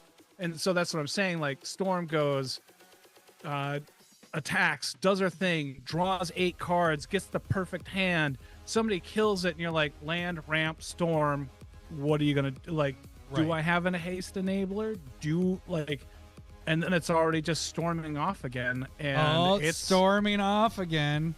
That's but intended. But right. the other thing with that, what you're saying there is because of the splash, like the green in there, it allows her to keep ramping into stuff. And that's that. Like if it just did the typical, you would think this would be a with Storm, you're thinking that would be blue and red. The fact that they splashed the green in there makes if it was just the blue and red, it would not be as good of a deck. Because it splashes the green in there, many times, like you just mentioned, the Storm part I will use to ramp more cards. I'm like, well, I didn't get what I wanted. I have a big enough hand. Let's get more land out there so we can cast more spells. That's the point. Remember there was me and you were discussing. I have a secondary build of this one. I haven't done anything with it since it's done, but it was going to be a landfall one, like because of the green in there and just going off with the ramp spells of Kodama's Reach and all that stuff. I was like, this could be a landfall deck. So there's a lot of different angles, and I think that's also why I like this commander in itself is that there isn't one avenue of like this is what you need to do. It has these are what you can do, and I love that it's 3 colors that allows you to expand it. And yes, it's in the spell slinging of red and green, but red and blue.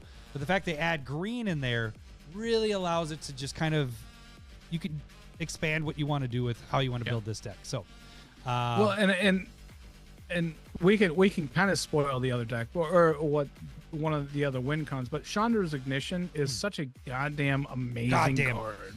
Love what it's so good. You introduced that one to me, and fuck, man, it goes in so many decks, and even in this, like this isn't pumping Storm, but if you're doing multiple triggers of that, if you have 10 triggers, you're doing 30 damage to every player and every creature on the board.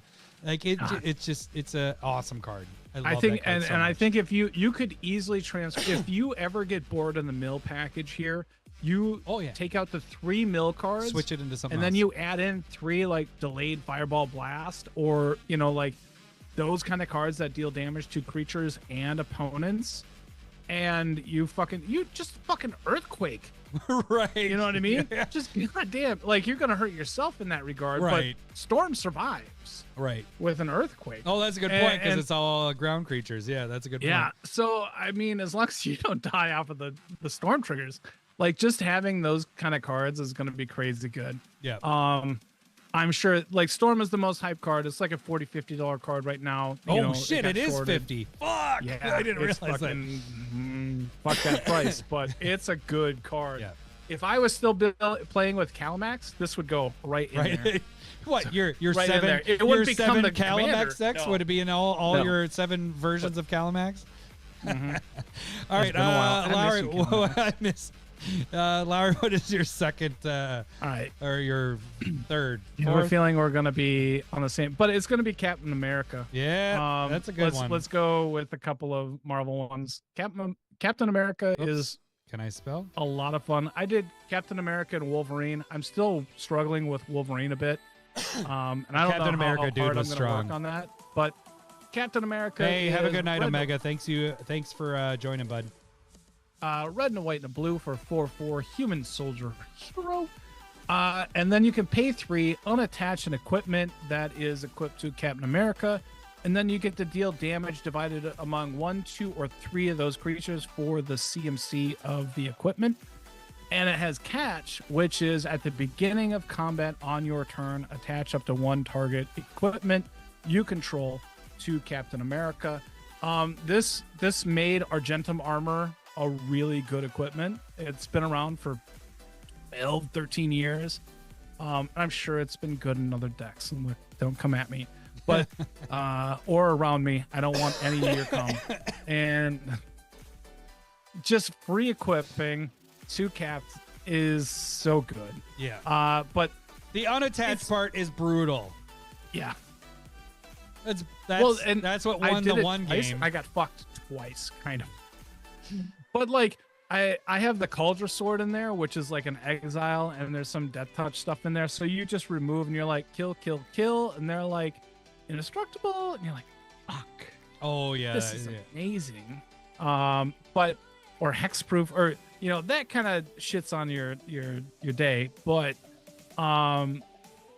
Captain America is probably it's the first equipment deck that I've made that I can remember, which is weird. Really? Like, You haven't made an decks equipment have deck? been around for a long time. Yeah, I can't think of a specific equipment deck that I've ever made. I guess I don't. Akiri was mine, and then I changed it to Yeah. Treasures. So yeah, Yep. I guess I don't have one anymore. Yeah, and I can't And think of so- when you made an equipment deck.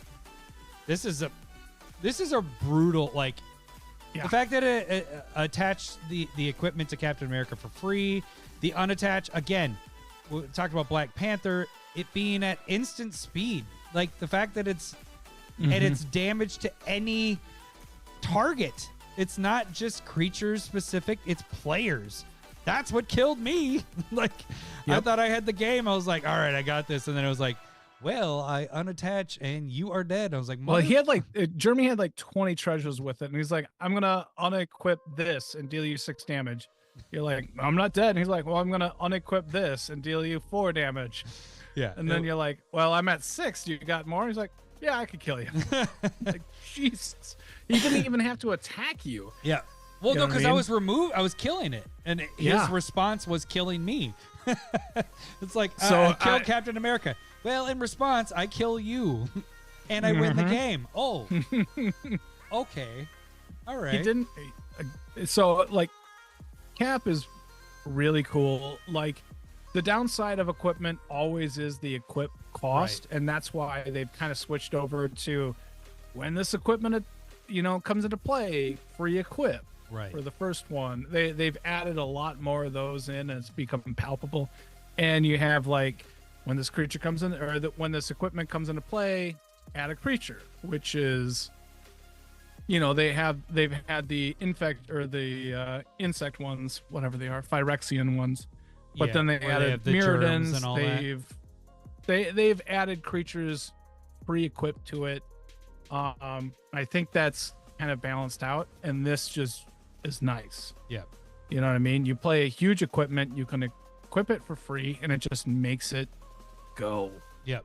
And it's been a lot of fun. I got to play around with it a little bit Again, more. it's the same but thing. It feels really good. We need to get it in the wild more than just the on-camera games. I want to Yeah. see how it does with not Marvel decks. I think the this one's other a thing powerful is like I probably haven't made like a true Voltron deck since Ural. one. Oh if man, you that's a remember that long one. time ago. It's been I That's you at my avoid- old house. Yeah. I remember when you built But it like there. Voltron has its faults Or not of you build up one creature and somebody removes it and you got to start all over again, and you don't got to try so hard with this because of the free equip, and Right. equipment stick around if somebody removes Cap. You come and into he's play. only a free 3 equip drop with to get something. out. Like it's super simple Yeah. to get him back out. Yeah. Yep. So it's a very fun card. What's your 5th one?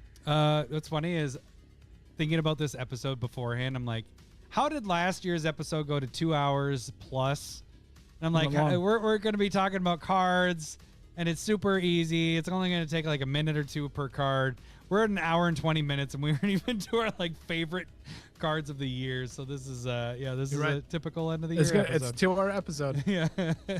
Yeah. Can you guess what my favorite? Because mine's a commander that I built, so you should be able to potentially guess it. I'm not gonna be able to guess your last card because yours is not one that you built. It's because- not one that I yeah, built. so no. I won't be able to guess that. But can you guess what mine is? No. It's one that I recently built that every time I play it, I'm like, I fucking love this commander.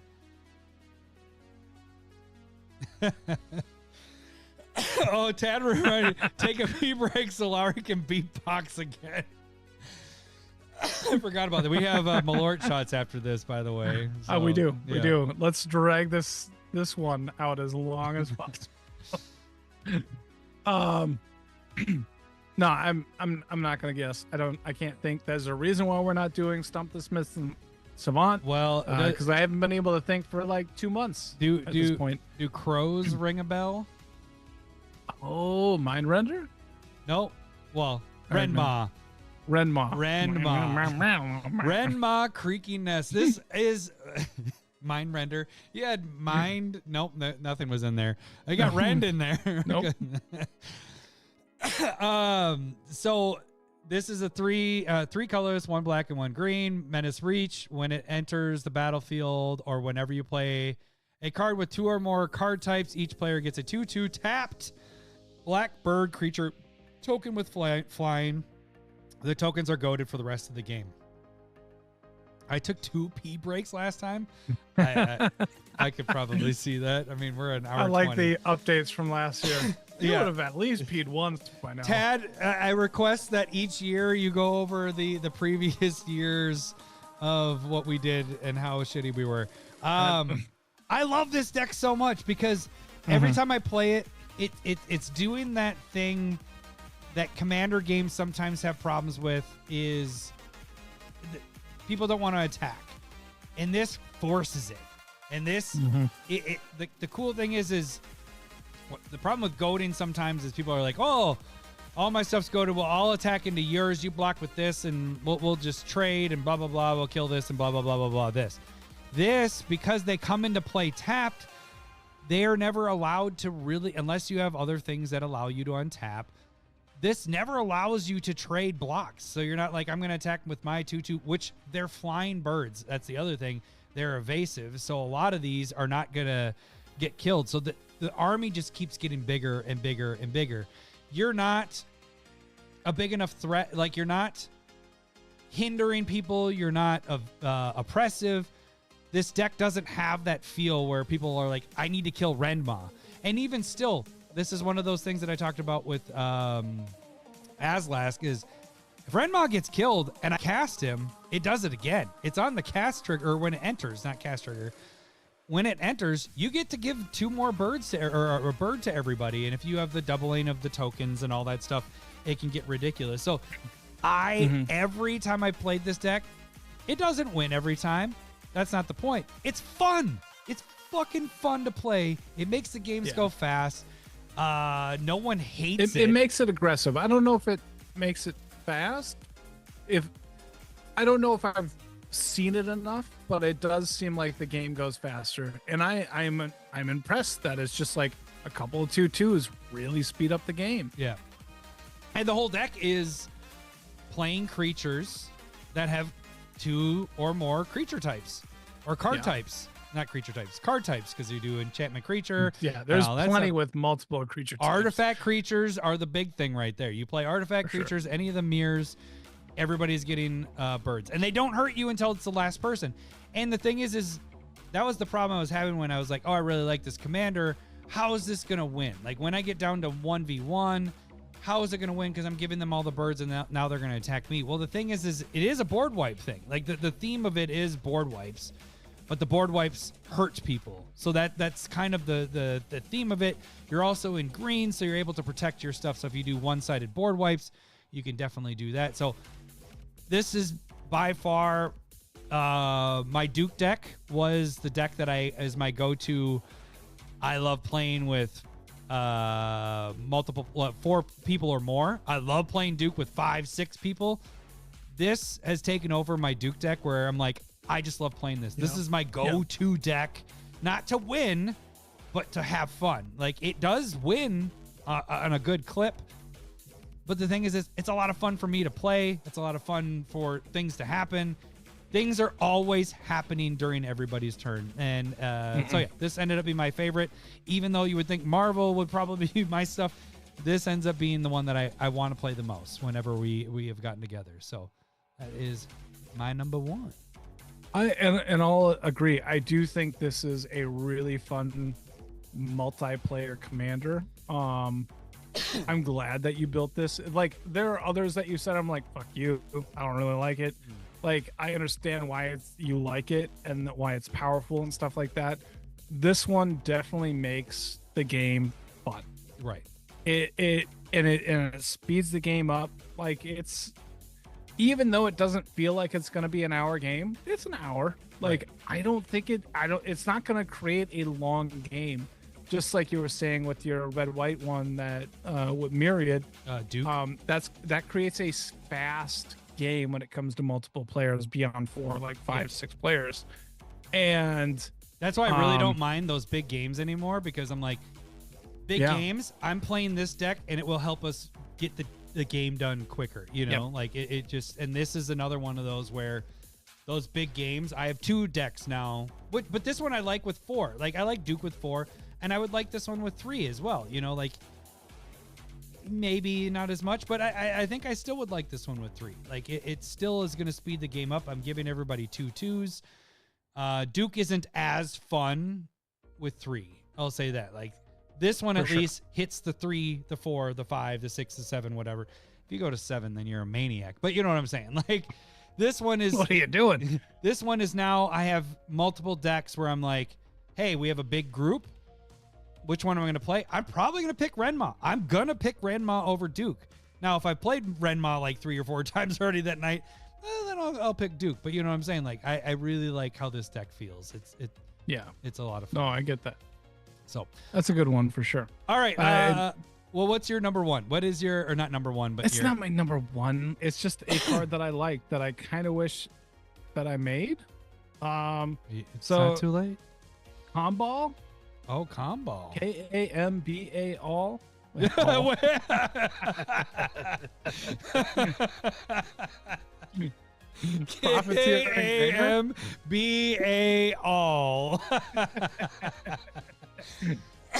There goes my sick laugh, or sound like an old man, but yeah. Let me know when you got it. My screen froze, it's already up. It's already up. The one colorless, 1 white, 1 black. Yeah. 3. Can you read it? It's a little. Yeah. So 2/4 human advisor. Whenever 1 or more tokens enter the battlefield under your opponent's control, for each of them, create a tapped token that's a copy of it. This ability only triggers once each turn. Whenever 1 or more tokens enter the battlefield under your control, each opponent loses 1 life and you gain 1 life. Mr. Kambal. So, number 1, Profiteering Mayor.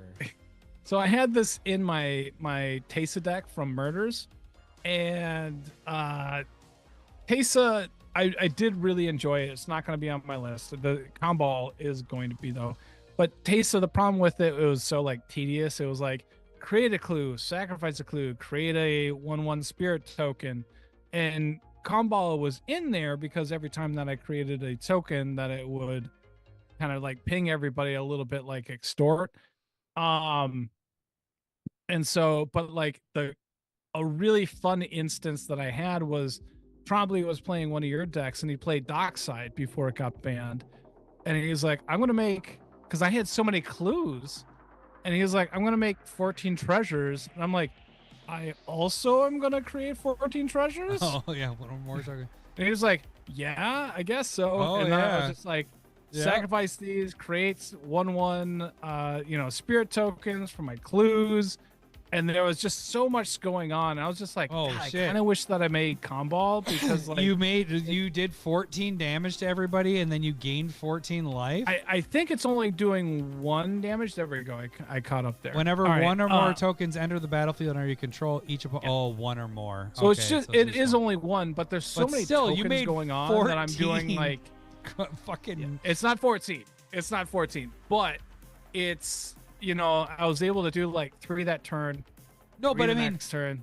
If he did the Dockside, you made the same amount. You just only did 1 damage. I made that many treasure yeah, tokens, and then I got basically infinite mana. That's what it felt like.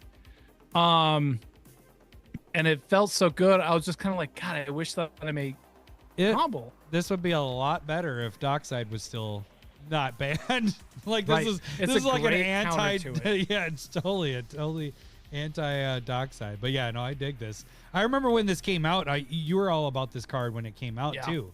I think if it wasn't in our top 10, it was at least in our discussion back and forth of like, you're like, I really want this one in there. Although it's a legendary. Well, so I think maybe this was the ththird legend that I would have built. I built Teysa, and I built the pre-con, because that was when we were starting. We had done a couple of the pre-con, like upgrades. Budget, is it worth it, upgrades, and then I was like, I really like Gonti. Oh, that's right, you did. And so I built Gonti. Gonti. Yep. I did like it, as in like the deck, but I didn't like how it played out because I don't like you guys' deck better than my decks. so I'd rather just play my decks. That's where I'm at. And we never and play each other's decks anymore. Remember we used but to. I learned that too. Like, I don't want to steal other people's stuff. Yeah. You know, I think that's something that number 2 really enjoys, and that's something that, you know, there's plenty of people that like stealing other people's stuff and just like playing with the game state in that regard. And I think I've learned that I would much rather just do what I enjoy doing. Right.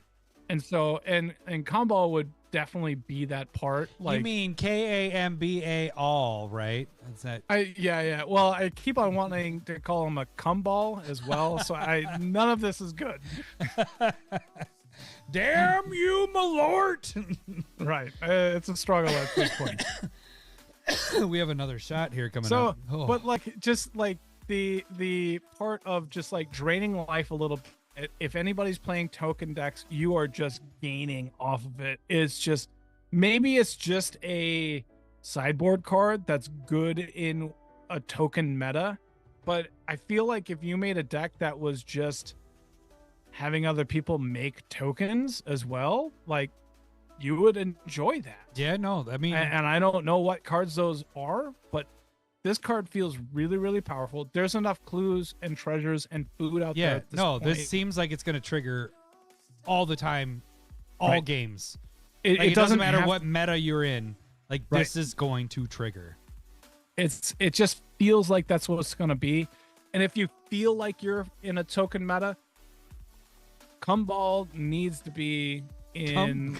Like, yeah, I don't know. I'm sorry.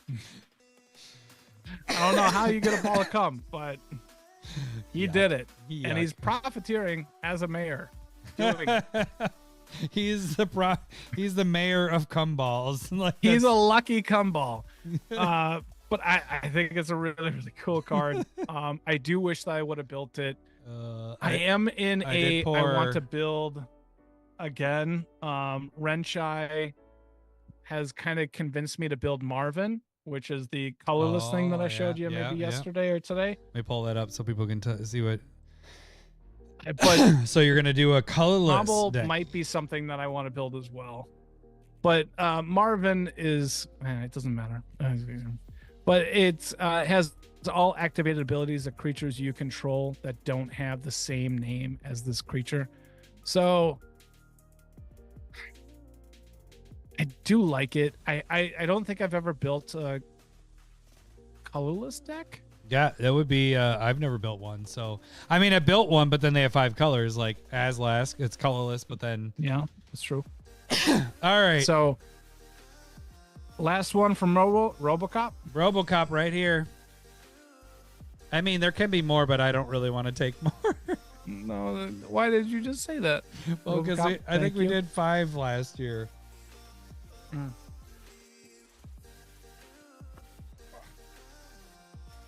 Ah, damn it! Sucks. All right. Let's. We're at an hour and 40 minutes. The listeners of the audio cast. Good thing you guys are watching because the audio is gonna be so fucking long. All right. Let's do favorite Secret Lairs. Yeah, thank you, Robocop. Thank you both, Robocop and Tad, for those. Let's do this part quick because we got to hit to our top 5 cards of the year. I'm gonna go first here. Okay. Because you're the Secret Lair master. That's weird. Secret Lair master. And I might steal it, so I hope you got a couple in the hopper. All right. What's your number 1 Secret Lair, Lowery, of the year? Do we want to say 1, 2, 3? We could probably. All right. I have a Ready? feeling. All right. Ready? 1, 2, 3. 3. Marvel. Yeah, Marvel. Yeah. Yeah, that is by far my favorite Secret Lair. The thing is what I wrote down is like, not only do we had new cards, like a lot of the Secret Lairs, you know, it's all the reprints, but we got fucking new cards. We both built 2 commanders off of it. The cards that were reprinted were amazing. The art is amazing. It's Marvel. Both of you and I are superhero nerds. You probably more so than me. But X-Men was my thing. Like, you probably know more with. Oh, God damn it, Tad. Damn it. I shouldn't have said it. I thought you were sleeping. Go to Mr. Anderson's. Go to Mr. Anderson's. Look, you can't donate unless you've made a comment within the last 1 minute. All right. All right. I mean, if we're talking about superhero nerd stuff, like I really enjoy the MCU. I wish that I had enough money as a kid to buy comics, but instead I bought Magic singles cards. at Shingers. Shingles? Did you? I bought the shingles. There we go. Shinders. You remember Shinders? Hell yeah, I remember Shinders, dude. Yeah, no, that was my jam. Whenever I could convince my mom or dad separately, different weekends, to go to Shinders and for football and baseball cards. Like, God, that was great. No, we didn't ask for it at all. But yeah, that was my bad because I said, I think the Marvel cards were great. They were fantastic. I hate that it was shorted. Yeah. I wish everybody had a chance to get the Marvel cards. Well, because it's such a huge audience. Well, and I'm glad that we have the Marvel coming, like, to Magic. That's what I fucking love. But yes, I agree. There was some shenanigans that happened with that as well. Yeah. So that's true. That's true. That kind of sucked with that. But as set everything, like new cards, value wise, reprints, the art of all the cards that were made, everything about this Secret Lair was fantastic. And it hits our childhood, man. Like, right. I mean, that's what it is like, this is the first of many to come. Yeah, I mean, come on. That's what we have. We have sounders because we're fucking X-Men nerds and Marvel nerds. I don't know. Do I have it loaded even in there? Whatever. But, oh, yeah, I do.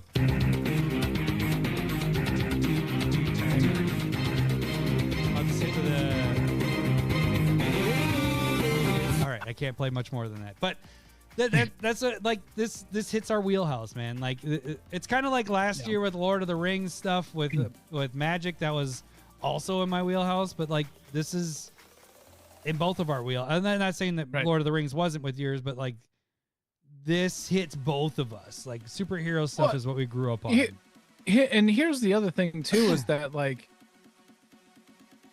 when it comes to like, I think there was some other Secret Lairs that had fantastic art, but they've really taken away from like the huge hitters in the last year. I don't know if we didn't necessarily discuss, but like I guess we could have done like the Cats and Dogs deck. That would be my second. That was my second if I and so we're like kind of on the same length there, but they've really kind of watered down the big hitters when it comes to Secret Lair. But Marvel was going to be the top dog for both of us because every one of these new cards were playable, buildable, excitable. Like they hit everything. They nailed it out of the park. And again, it sucks that people weren't able to get a hold of what they wanted. I thank you very much for buying, me one. Because I told you like a day or two before, I was like, I'm not going to be able to buy it. You were driving or whatever at the farm or something like that. You're on the road. Well, Des Moines, Iowa, Nebraska, same thing. Yeah. But like Iron Man would have been super buildable if we tutored. And we built every other one. Yep. and we're super happy with everything. Wolverine, I wish I was a better piloter. Like, it's tough for me. But it's but still like a good it. deck. It's still a fun Yeah. deck. Like when we yep. get that one up and running on camera, like it's still like it did its thing. Like that was always a threat. And like you said, like Yep. Iron Man was the only one we didn't do because we don't tutor. But the other ones, like, come on, they're in our they're both of mine are in my top 5 of the commanders. Yeah, I built 8 for the, but they were in the top 3 for mine, and yours was in the top 2 for yours. Yours was your top commander that you built, right? Wasn't that the number 2? I didn't. I mean, you didn't order it. mine. That's right. You I didn't don't order. order, yeah. So, but at the same point, like it made it into both of our top commanders of the year, and like that tells you something right there. And then you add in the extra cards, the reprints. And it was I have a Jessica's Will that doesn't have water damage on it. that's my happy spot. Like, so yeah, I mean, Secret Lairs were good this year. You mentioned before, and you mentioned just a little bit ago, it did feel like they did downgrade the heavy hitters in Secret Lairs from past years.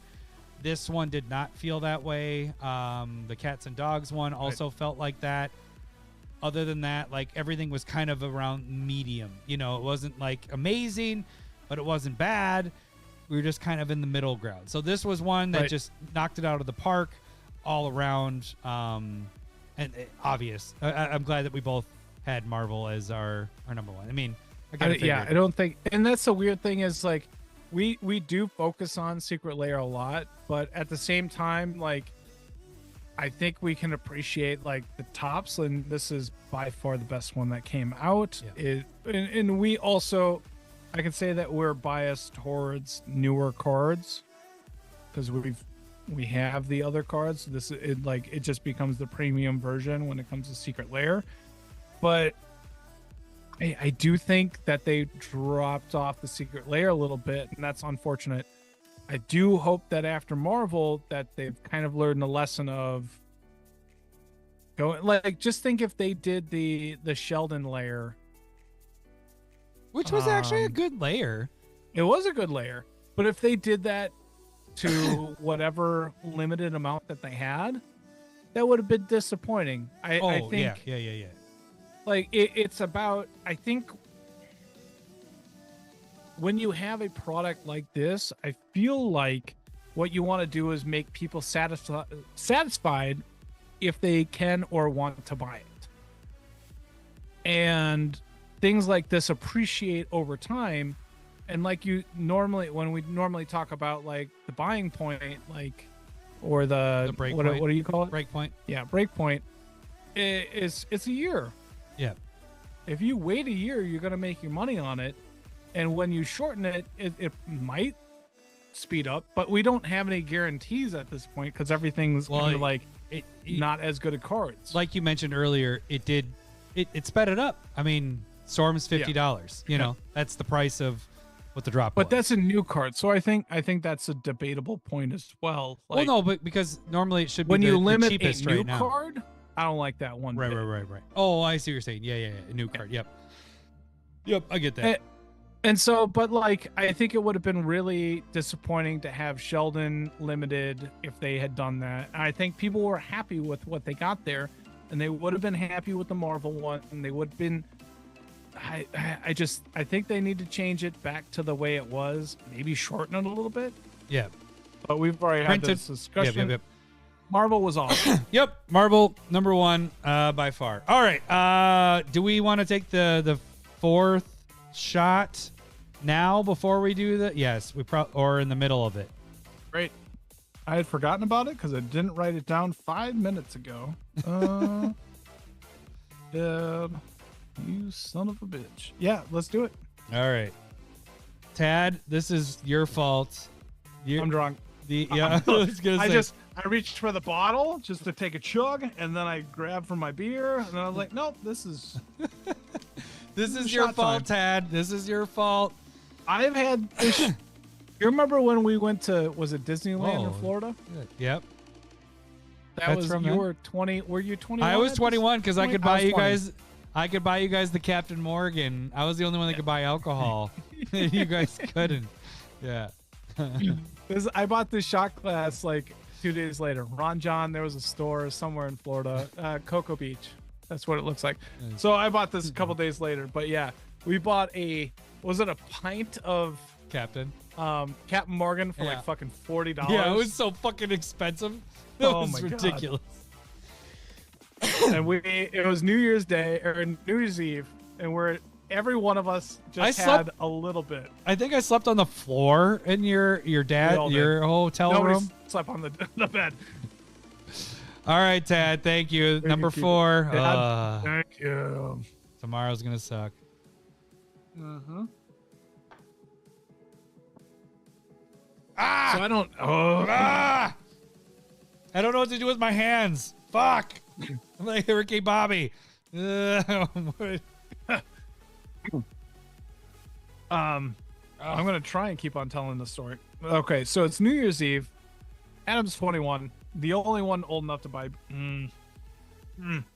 booze, and we all have we have like a clear plastic cup, and it's me, you, Grant, Nick. Anybody else? Jake was definitely there, so there's 5 of us. It was less than 2 Nick shots. wasn't drinking with us because remember Nick he was smoking the doobies and staying off on his own. I mean, it got messy. Let's admit that. But I go and like we're cheersing at New Year's, and I think I knock the cup out of my brother's hand. He was like 18 at the time. That's right. And it just spilled. That's right. You know, we're literally talking about less than 2 shots worth for everybody. And look what you did, you little jerk. Yeah, that's what it was. And so I give him, like, we all, like, divvy it up again so that we can have a half a shot. And we all take the shot. There's no way we are getting hammered with what I had. Nah. And like you said, it was like $50-$60 for this fucking little. It was fucking terrible. It's part of why I never want to go to my wife. Like Kirsten's like, hey, we should go to Disney. The kids are getting old enough. I'm like, no, I don't want to go to Disney. But then I was like, I think Dad, because we were in my room. brother's and my dad's room at the time. I was like, I think my dad said that he had a bottle of champagne or wine or whatever it was, and so we went into his traveling bag and we took a bottle, and then we divvied that up and we drank that, and still no one got a buzz. No one got a buzz at all. No, it was so disappointing. And then he comes home after the fireworks and everything, and he's like, oh, how you guys doing? We're like, man, I think we admitted to taking I think we told him I took his booze. Yeah, and we're like, we spilled the Captain Morgan. We're out of money. We're broke, hungry, whatever. And then he goes, oh, well, since you took this without asking. And then he pulled another bottle of champagne out that he had hidden in his bag. Almost knowing that we would steal his. Oh, man. And then he was like, I'm going to drink this all by myself. And he did. He did not. Yep, I remember not getting hammered for that New Year's at all. I was 21. Like I was newly 21. You know, like 6 months in. It was the most expensive drunk if you were going to try and drink anyway. Yeah. Like it was. Yeah, but I'd have been drinking by myself because because I was a college student, I couldn't afford to buy multiple bottles. I was like, this is all I can afford is just this one. We all pitched in. There was 4 of us that were pitching in. I think we all did like $10, maybe at 20. But God, it was nothing. Our money went like that, and I remember your dad borrowing me $10 for a foot-long hot dog there. And I was like, I'm so hungry. Oh, man. And I grew up on food stamps, not being this hungry. Like, it was terrible. So, all right. Top 10 or fave 5 cards of the year. And this is going to wrap things up here in the next hour. We're gonna be a 3-hour episode right here. Watch this. We still That's have all right. people watching. 2.5, right now, so it's- maybe. All right. If you want, we can cut this up. No, it's all good. Oh, we could. Then we don't have an episode next week. We get a break. We don't have to. Lowery, what is your first card that you want to pick for the year? I'm gonna do my favorite. Ed What? said, "Love watching others get slizzed. Slizzed. I don't know Yeah. that. Slizzed. Ah. I've never heard slizzed before. He's I probably like it, West Ed. Coast. Hang out with Snoop. I don't know. Slizzed. Hey, get us another shot. We'll really get. No, I'm just kidding. No! What are you doing? Tad would do it too. That's the problem. Don't Dad's do it, Tad. sleeping now. It's way past It's bedtime.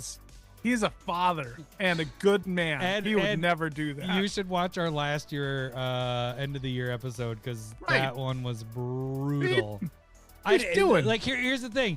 Last year I didn't know, like when I got done like with everything the next morning I woke up and I'm like, I don't know how I shut the podcast off. Like I was surprised that I was able to turn things off. So If you want to sit around for 3 to 4 hours, we're going to talk politics after this, and we might accidentally leave it on. he said I California know guy. Got him. Oh, that's probably stereotyping. I'm sorry. All right, Lowery, your number 5 card for the year. I'm gonna leave the lands for you. You're gonna do that the next one, all right? You're gonna I'm do gonna what? go with. You're gonna pick the lands. Okay. How'd you know? Okay. I knew you're gonna. That's why I left MH3 for you. I know no, you. You're so sweet. That's why you're my cousin. But I'm gonna go with my favorite one, which is probably underappreciated. Maybe. I'm gonna go Forensic Gadgeteer. Oh, that's not on mine. Yeah. Oh, fuck you, No, Tad. you're God sleeping. damn it. Okay, how do you spell forensic? Like, that's my one. Hit the button, please. I hope this is right.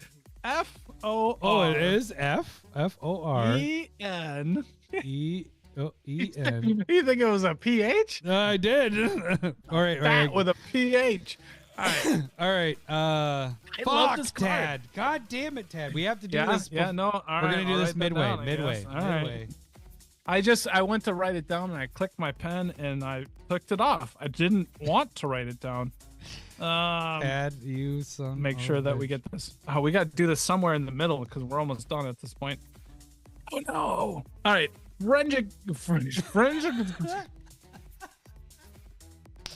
Forensic Gadgeteer. Did you just you sounded like the Andre the Giant from Princess Bride. Like I don't know why that for some reason just popped in like you were doing the All right, how about this? After this card, we're taking the shot. You all right with that? Oh shit. Okay. Let's do it. All right. Forensic Gadgeteer. All right. 2 in a blue, 2/3. Vidalcan Artificer Detective. Whenever you cast an artifact spell, investigate. Activated abilities of artifacts you control cost 1 less to activate. This effect can't reduce less than 0. 1.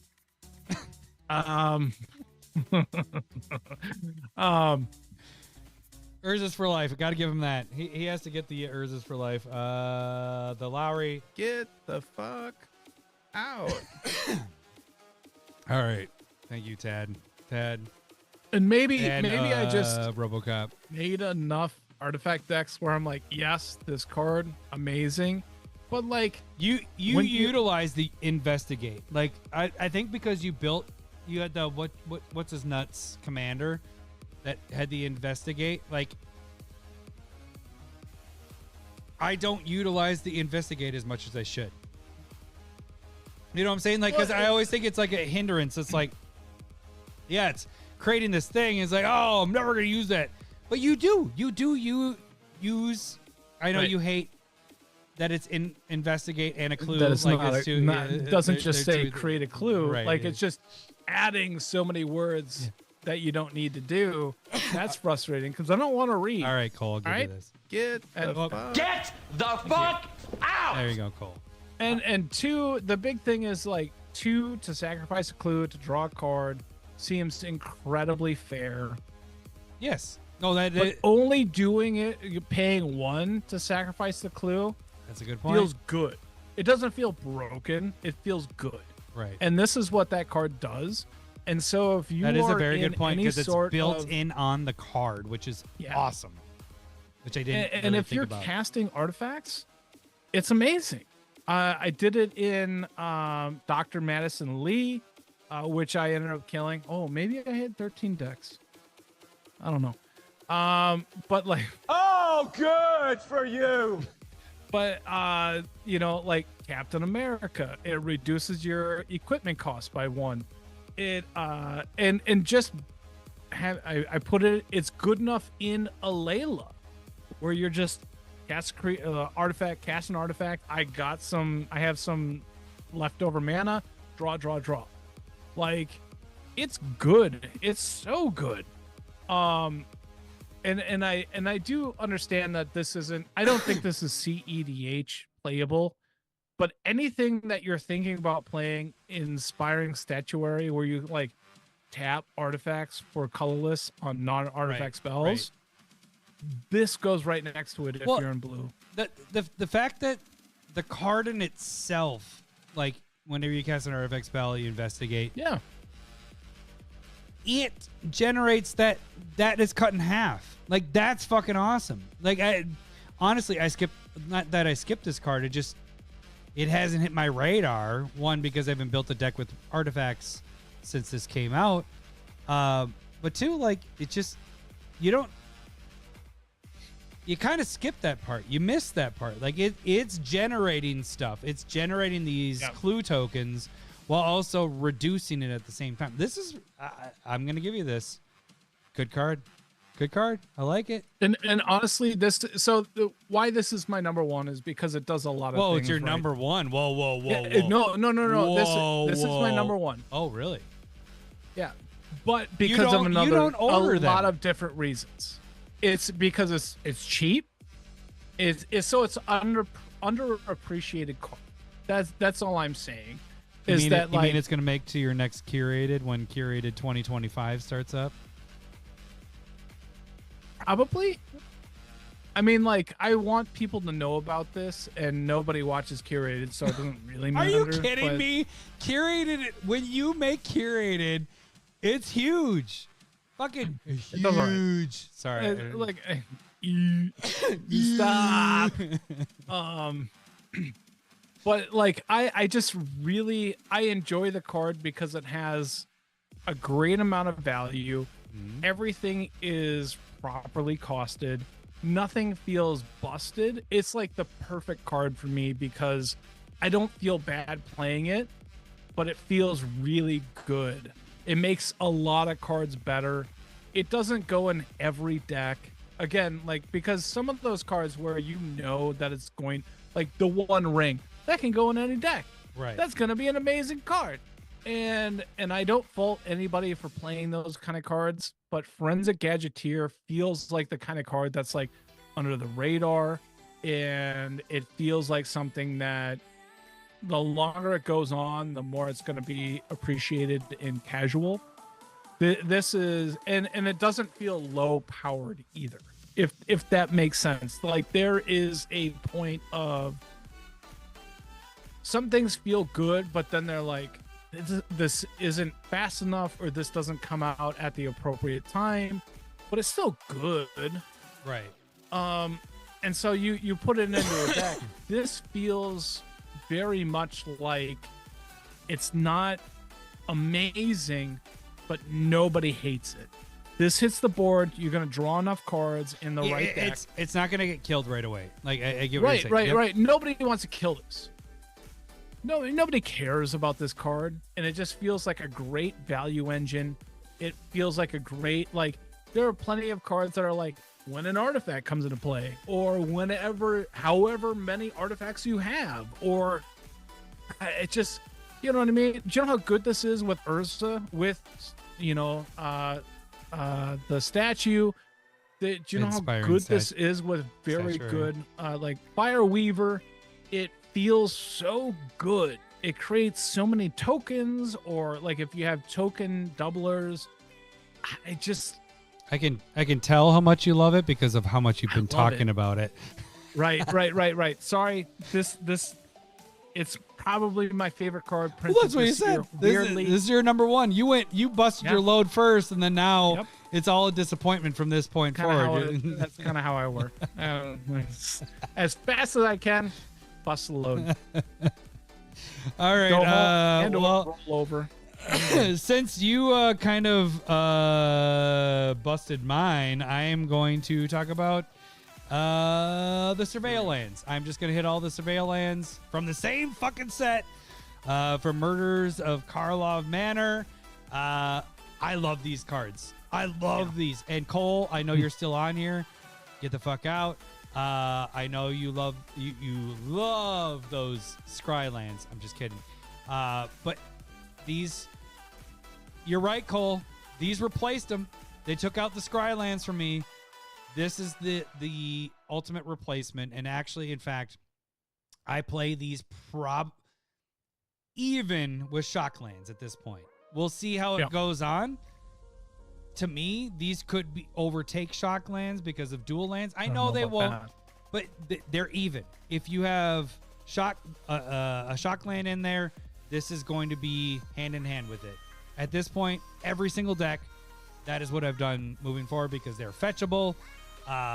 It's normally the first card. If I don't have a turn one play, it's normally the one that I go for because it's kind of like a half draw in a way. You're looking at the top. Oh, I need land, and that isn't there. Boom, that goes into the graveyard. It can fill up your graveyard too if you want to do that fun stuff. But for the most part, it's more of setting your first couple cards in your hand. So I love this addition to Commander decks. So this is my number one as well. I would say this is my number one card of all the cards that have been introduced this year. So, or of all, and I'm glad that we got all of them. We didn't just get 5, we got 10. So we didn't, they sometimes do that with sets where they're just like, all right, we're just going to give you the enemies. We're going to give you the allies. Now it's like, hey, all your decks have this ammo. You guys can use this. It just helps us all out. So that's where I'm at with that. And that's why that's my number one. I mean, as a player that is cognizant of the graveyard, the Surveil lands are so good. Yep. I mean, even if they weren't fetchable, they would replace the Scry lands because I care about the graveyard a lot more. You do, but for me, right. the fact that they're fetchable is my big thing. The fact that they're fetchable makes them amazing. Even though I stopped you from saying they're better than shocks, they're, if we're like original duels 1, right, shocks 2, surveils are 2B. Yep. That's what it feels like. It feels like if you're in a 3-color deck, surveil lands are there. I'm gonna throw this out. They should be. I'm gonna throw this out at you actually, and this could be a whole nother discussion with it, is shock the fact if you have dual lands at your disposal for you have them and you can use them as proxies. These I think are 2 and shocks are 2B for me.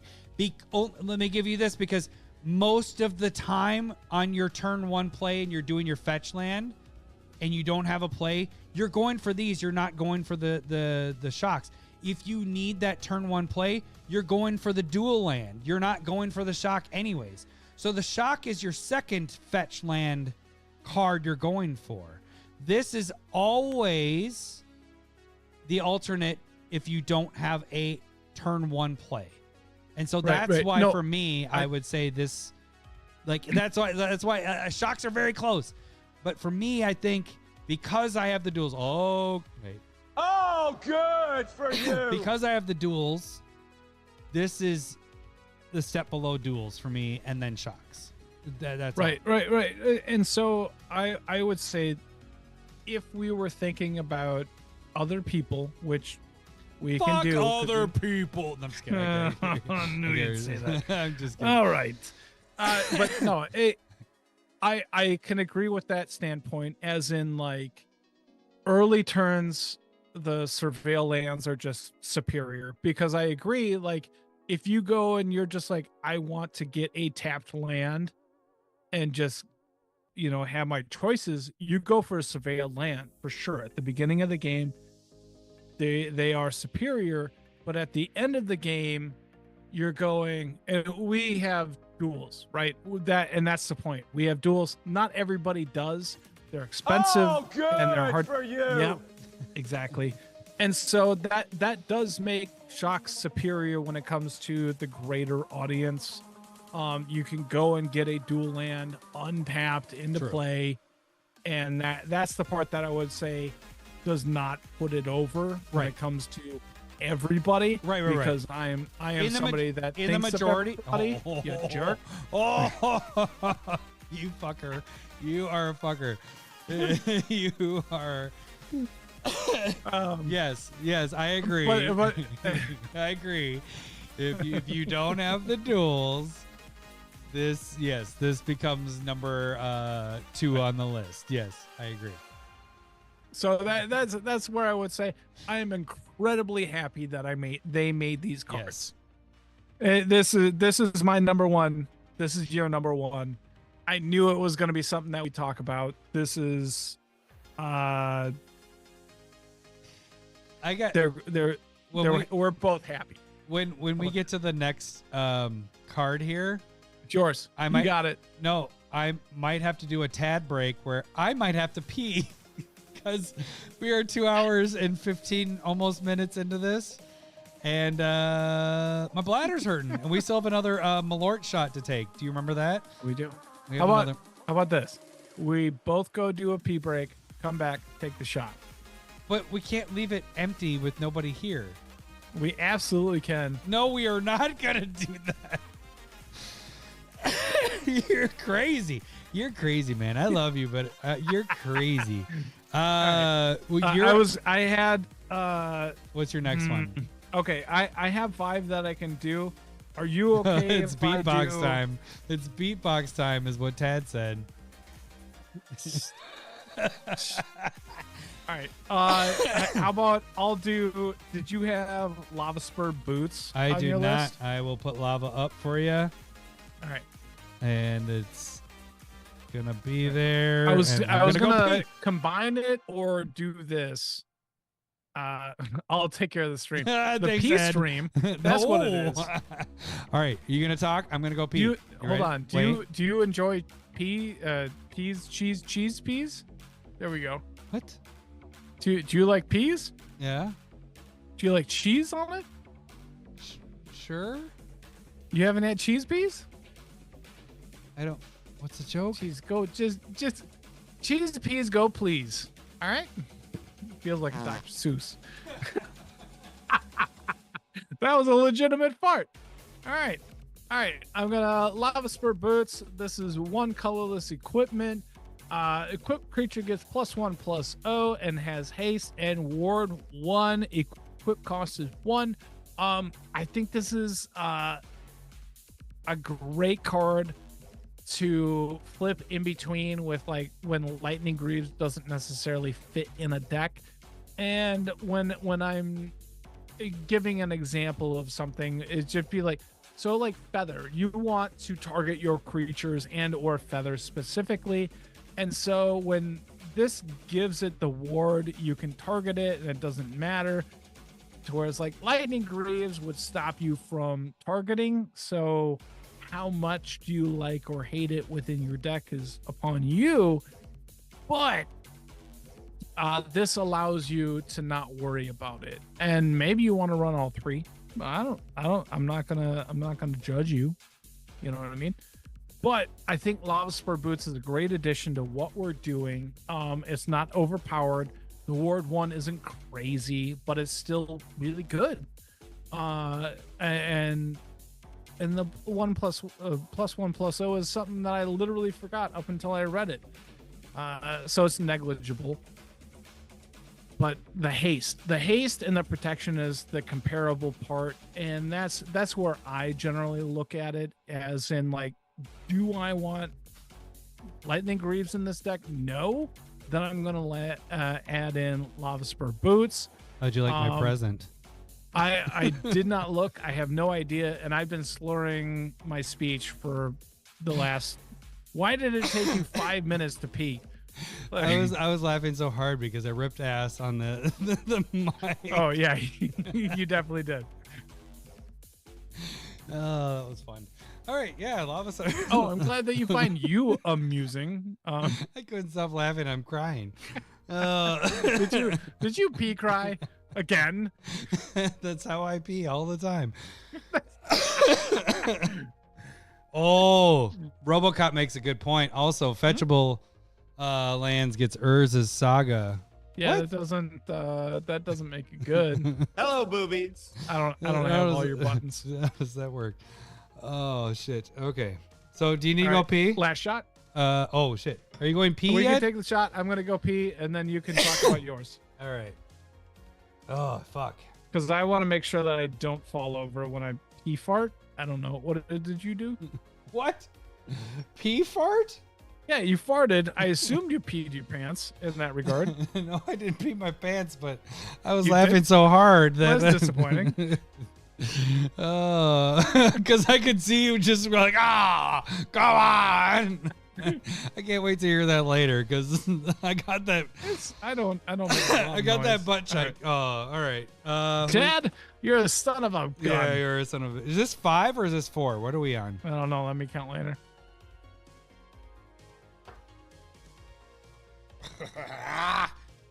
God damn it. Pain. I'm out of that's beer. 5. We're done. We're done, by Yeah, the way. no more. Ugh. Oh, my God. Let's repeat of last year. I'm so glad that I didn't switched realize over it to. was 5. We're in trouble. I switched over to We could be in trouble. 4.2. What are you gonna pick? Whoa! You puke on the fucking mic here. No, it's just I'm trying to sound like a man. That doesn't. I'm an alpha. Let's see if I can spell. You know what I mean? Giggle. I just wrote on my hand. All right, I'm doing what we talked about before, but giggling skitter spike. Like, Yeah, I'm okay. Yep. This motherfucker. What I'm do you- writing down the notes, and instead of a G, I wrote S. I'm like, all right. Words are hard. Let's do Giggling. this. She can't even read. Skitter spike. This can go in basically every deck. I It's 4 colorless for an artifact, toy, creature token, indestructible, 1/1. Whenever it attacks, blocks, or becomes a target of a spell, it doesn't matter if it's your opponent's or yourself. It deals damage equal to its power to each opponent. Then it also has Monstrosity, which is tap 5, Monstrosity 5, so it gets 1/1 counters on it. The thing is like, yes, it went in my Mind Skinner deck because it's dealing damage to each person, and each one of those is being prevented individually, and each one of those people are milling that many cards. So, like, for example, if it's monstrous, gets the monstrosity, so it's a 6/6. If it blocks, attacks, or becomes a target of a spell, each player, 6, 12, 18, each player mills 18 cards. That's not why this is good. It's not just for Mind Skinner. It's for any type of deck. Like, if you're dealing with like any stuffy doll type deck, that it's not on the damage that's being dealt to it. It just needs to attack. It just needs to block if you can target it. Like, that's the thing. There's so many uses for this card. And so I'm guessing with Lowery's deck, he's using it in his Niv Mizzet deck, so he's doing non-combat damage. So when he's able to target it, it's not just target player, it's everybody. And that's the problem I always have with Stuffy Doll, I think Brash Taunter does a very similar thing where it's target player. My favorite thing in Magic, not favorite, but you know what I'm saying, like hitting everybody. I don't like targeting because then you're having to deal with like, oh, I'm hitting you because of this reason, or I'm hitting you for this reason. I love when it's everybody, and this card doesn't discriminate. It hits everybody at once. The indestructible part. There's so many decks that this works in, and so that's why this one is. And actually, like we mentioned earlier, we're 2 hours and 20 minutes into this. Lowery mentioned earlier is like, you need to make this a proxy, which is probably, I got a day left before we post our proxies for the month.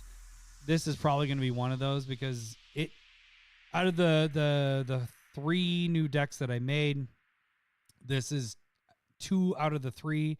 It went in my, like I said, Mind Skinner, but it also went in my Black Panther deck because of the counters and everything on that.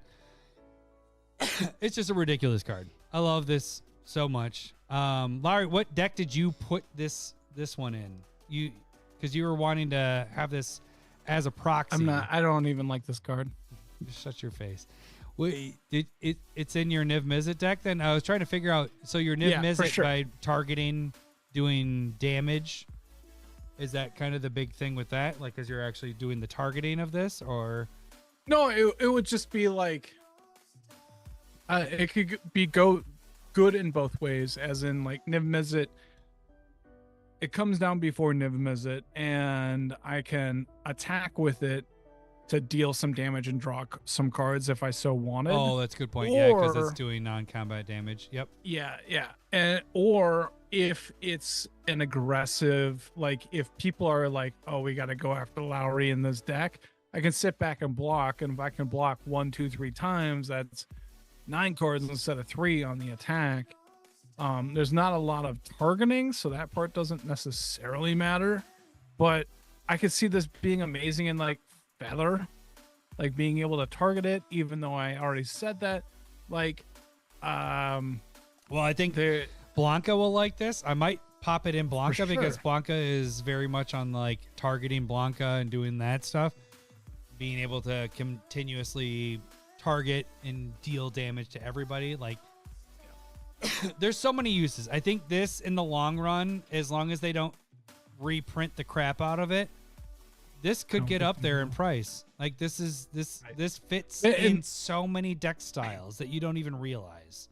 That was my thought. Initially, I had thought that this is like Brash Taunter, Stuffy Doll style, and it is in a way. But that's what my point was when you were gone. And those cards are like, but those are targeting one player. Those are targeting one player. This is boom. And this card it was like 7 or 8, and I was like, I need to bite the bullet. Like this card is, I'd rather have this than Stuffy Doll or Brash Taunter. I think Brash Taunter is interesting in its own way, but Skitter Spike is a legitimate card. I don't know if 7 or 8, if you want to save a little bit of money, it might be a $5 card, but it's not a 1 or 2 like I initially had thought. This is a $5 card. The monstrosity part, bringing it up to like a 6/6. Monstrosity, like next turn, monstrosity attack, everybody takes 6 damage at least. Yeah, you know what I mean. That's not bad. And the indestructible part is pretty fantastic. You just swing. You throw some vigilance. I love the card. It would have made my list for sure. All right, Larry, what is your number 3 card? I'm worried that we're gonna double up on this because we talked about this one a lot when it came out. Trouble in Pairs. Oh, yep, that was my next one. Good job. All right, that was what I can double up on it. No, that's fine. Two white, 2 colorless enchantment. Whenever an opponent would begin an extra turn, that player they skip it. Whenever an opponent attacks you with 2 or more creatures, you get to draw a card. and whenever an opponent casts their second spell, you get to draw a card. There's just a lot of drawing cards for Really good. white. Yep. It's a fucking $25 card. Holy shit. It's up to 25 now, huh? Solid. I mean, it was in the commander deck, so it wasn't in the set proper, so it's gonna get a little bit of a rarity. Mine is sitting still in the precon.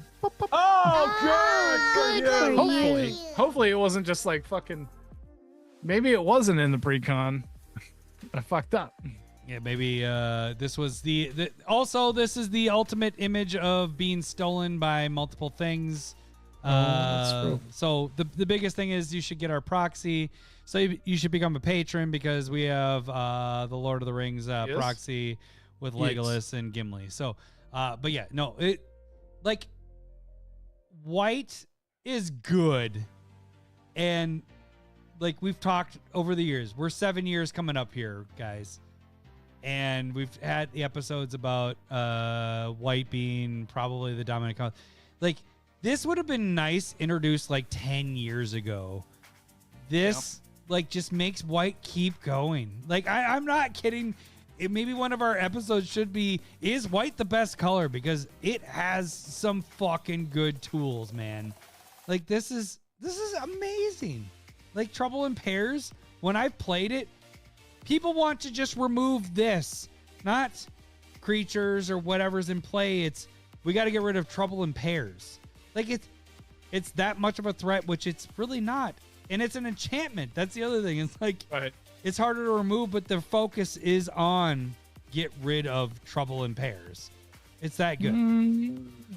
Maybe I'm a jerk for saying that, but is this as good as like Elemental Bond for green?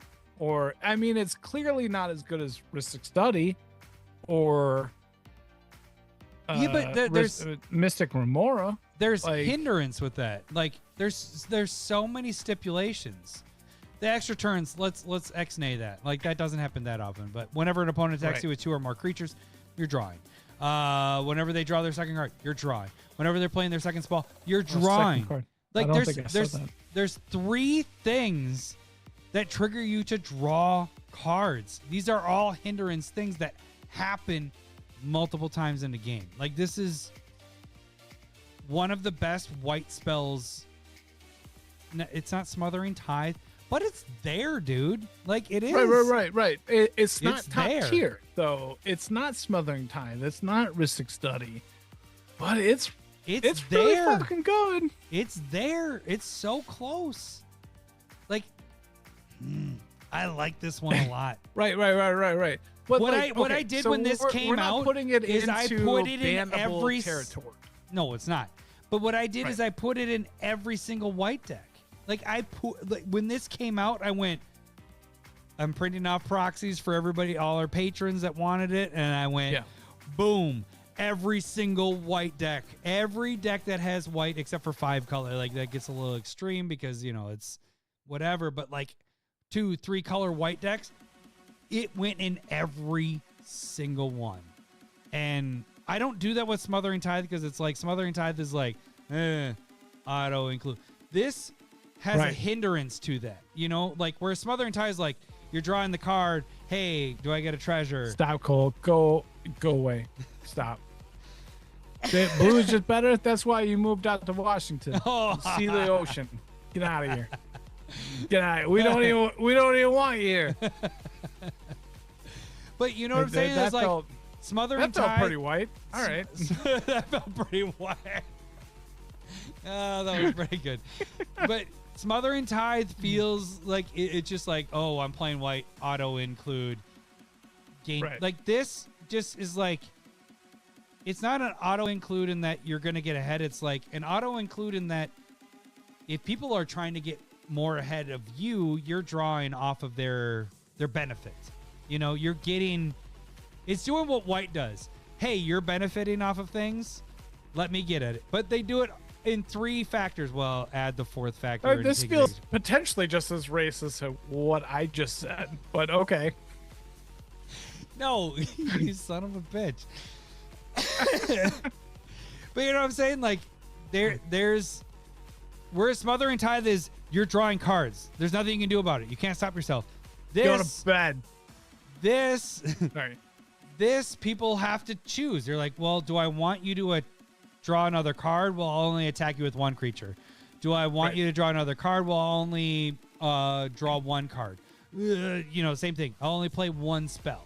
So it's making people think about their turns, So Okay. I think, and this is your pick. Fuck, it's not my Okay, pick. Damn it. This is my card. Me and you are discussing my card, and that's okay. Welcome back, Omega. It's taken one. Yeah, I love it. I agree.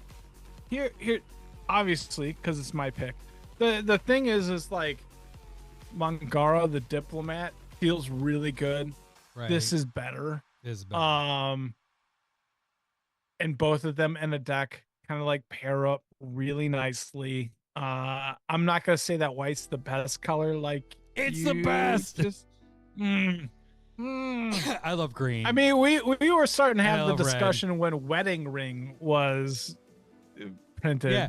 Think of that. Wedding Ring doesn't get played in anything anymore. It's not a good card. No, not like fucking. This is a good card. And that was I'm fairly certain that was the discussion, as in this isn't a good card, but it's good for white. And then they went Trouble in Pairs and Mangara the Diplomat. Like, you're like, oh, Wedding Ring isn't good anymore. This is good. Yeah, I actually ended up part ways. And that's with called Power Wedding Creep. Ring. Yeah.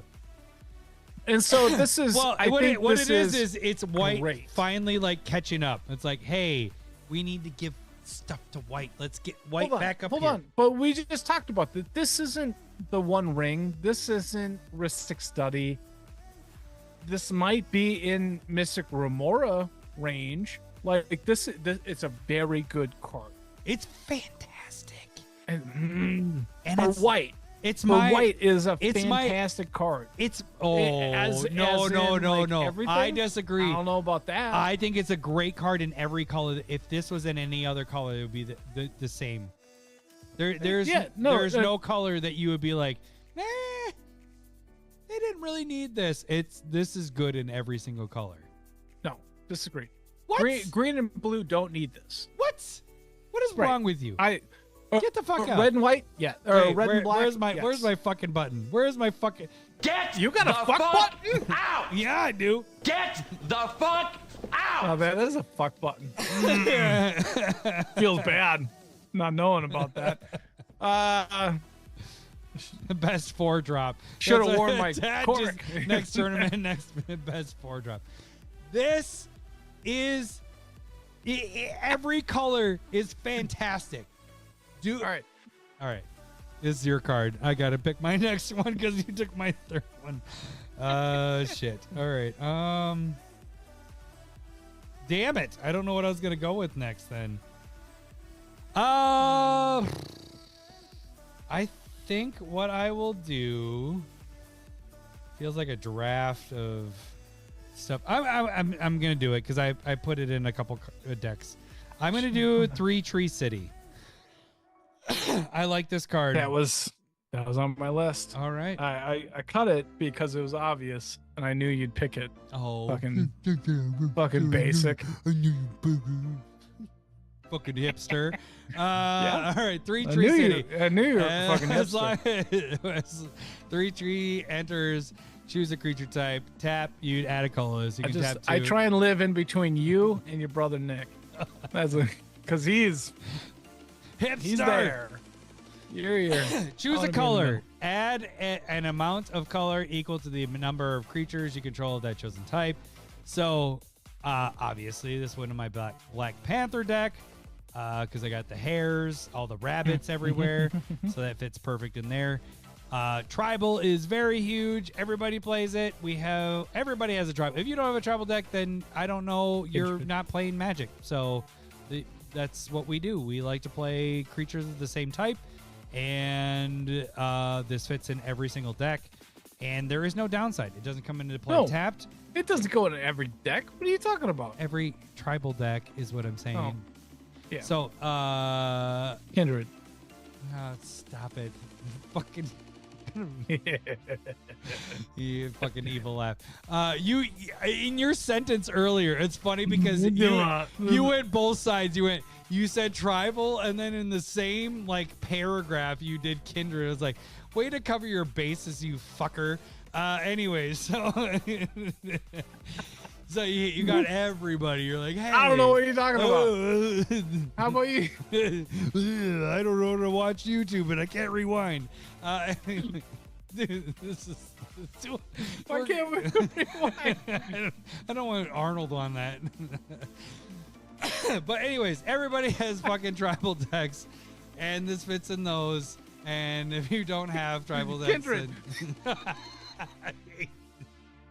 I'm gonna. That's it. That's all. Tad, you did this to us. You did this. This is your fault.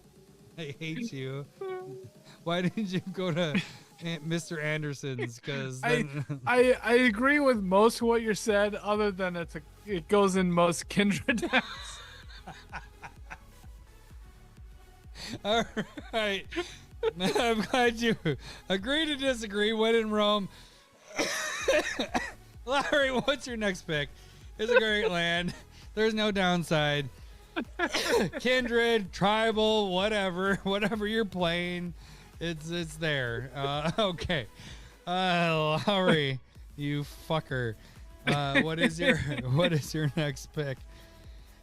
I'm gonna go with the new Teferi's Protection. Oh shit. As in Dawn's Truce. Oh, okay. Wait a second. That wasn't One in a white instant. Something. All right. You and permanents you control gain hexproof until end of turn. If a gift was promised, permanents you control gain indestructible until end of turn. Gifting a card allows them to draw a card. Somebody, one of your really opponents. Good. Yeah. It's a lot worse probably in 1v1 because that person wasted a removal spell of some sort and then you draw a card to replace it. But in Commander, you can go, oh, you're playing a Wrath, all my stuff, you're getting the worst beats, or you're behind the most.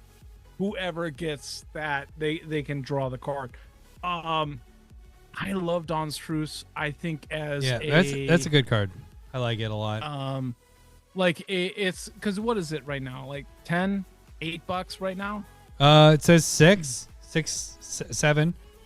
6. Yeah, so it's 6, 7. I think it's a great budget. Teferi's Protection. Mm-hmm. Right. I'm not gonna say that it's better than that, but I think it's right in there when you have certain things that you want. Like if you want indestructible, or if you just want the hexproof, like 2 mana for that to give all your stuff and yourself hexproof is good. Yep. Can I'm gonna piggyback on that, and I'm not gonna pick mine. It was on my list, but like Flare of Fortitude is a similar thing that I really like. Yeah, you're cheating for sure. Well, but I don't want to like use it as a pick because I think it's a similar thing too. Like I'm just gonna pull it up really quick. If you hadn't picked this one, I would have. Oh, Flare. Let's spell Flare right. If you hadn't have picked that one, I would have picked this. But like similar thing, like it's 4 CMC, so it's 2 colorless and 2 white.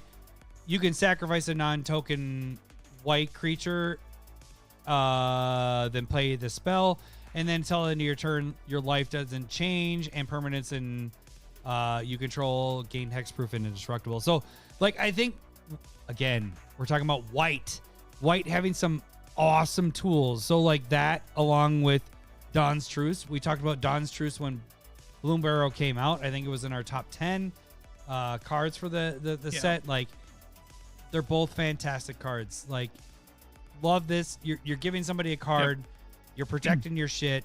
Giving them an indestructible and hexproof. It's really good. Like I really like it. Yep.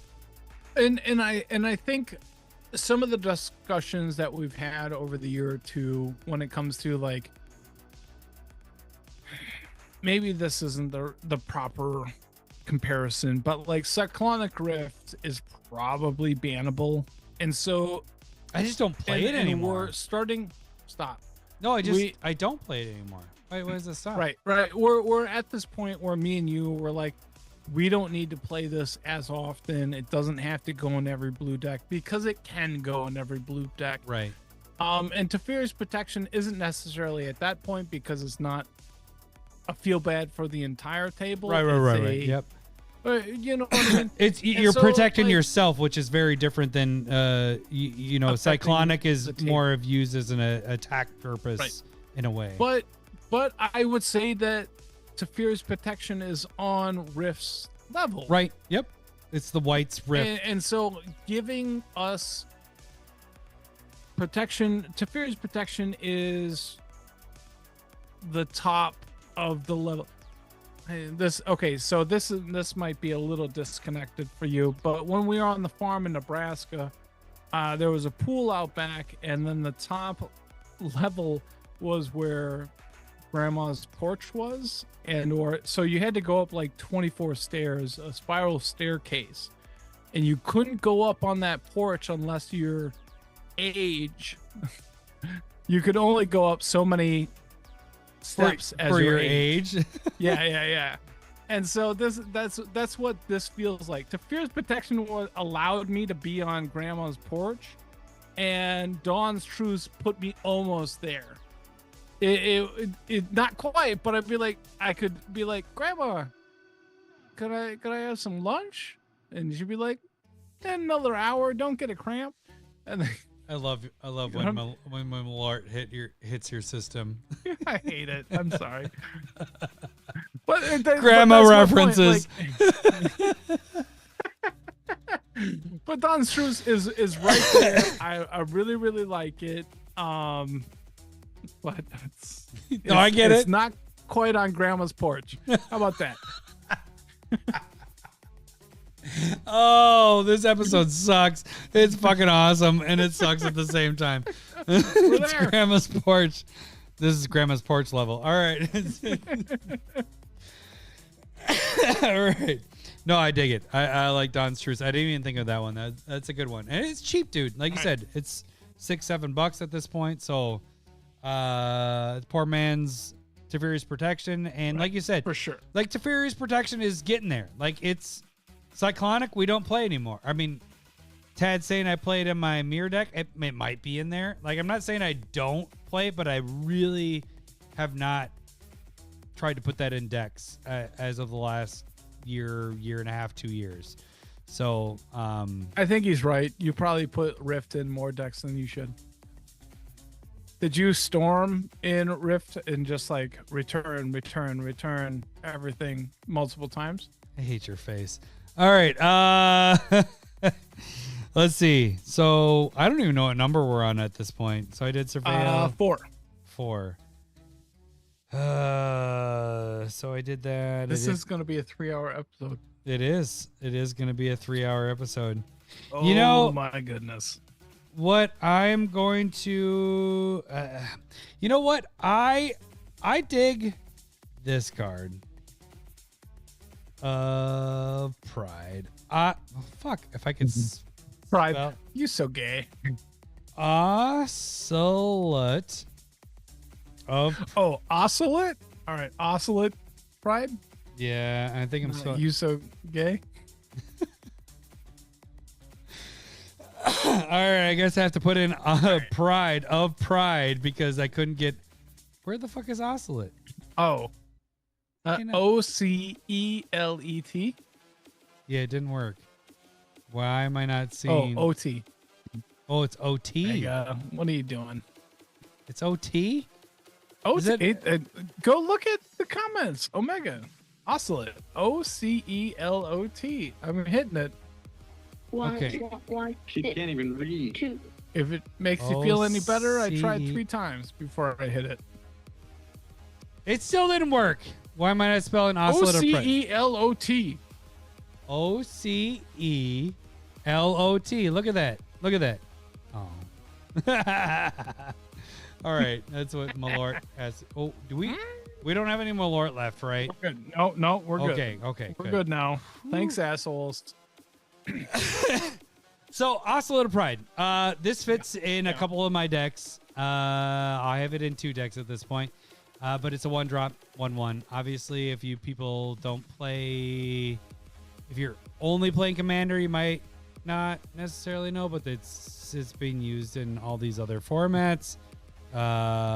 Modern, whatever. Legacy, whatever. First strike, lifelink. Ascend, which means if you have the City's Blessing, which means if you have 10 or more permanents in play, you have the City's Blessing. At the beginning of your end step, if you gained life this turn, create a 1/1 white cat creature token. Then if you have the City's Blessing, for each token that enter the battlefield, create a token that's a copy of it. So I like this because in Will, it fucking works fantastic in there. Anything that you're creating tokens, all you have to do is attack with this. You know, it's a 1/1 lifelink first strike. Yeah. But it's very easy to hit somebody for 1. And if you can make this survive, then you're doubling the tokens. So a lot of the times when you're making token decks, the token doubler, you don't have to have the doubling season necessarily. This is kind of doing a similar thing. It's a great 1-drop. Dude, this is one of the best 1-drops. And we're talking about white again. It's white.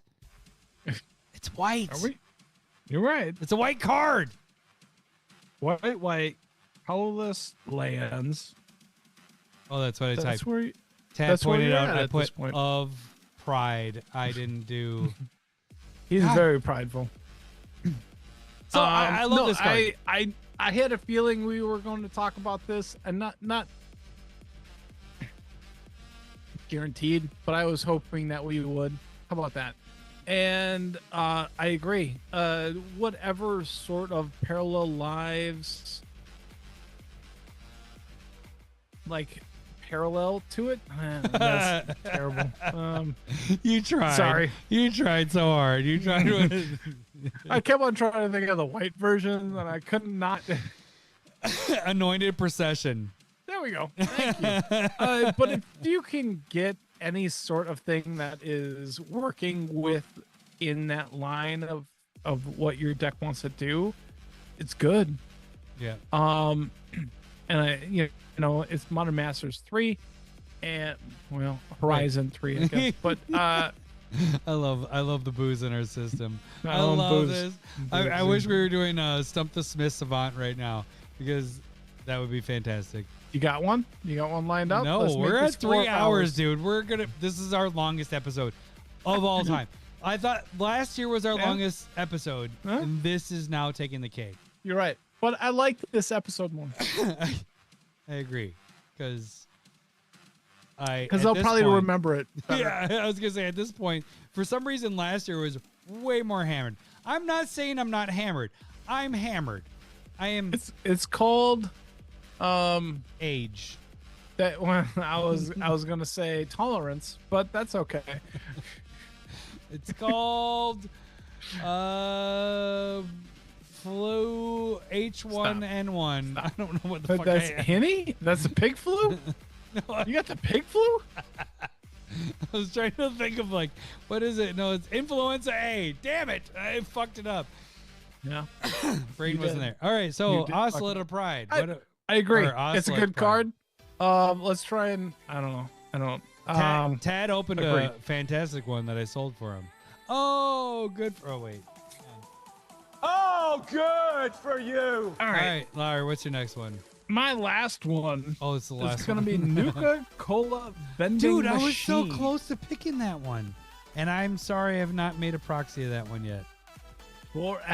I apologize. Because you asked me All right. to make that proxy. This a long one time is the perfect card for work, if that makes sense. Plus 3 mana artifact, pay 1, tap it, create a food token, yada yada yada. Whenever you sacrifice a flu token, right?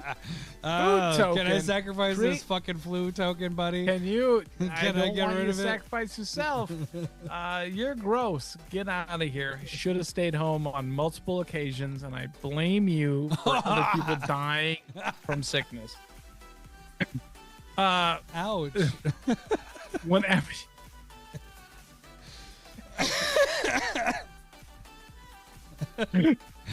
You are the reason that everybody is dying. Okay, I'm going to move on to my card. You are the problem and not the solution. I'm going to talk about my card now. I'm laughing so hard because I know it's true from what my standpoint. I fucking hate you. All right.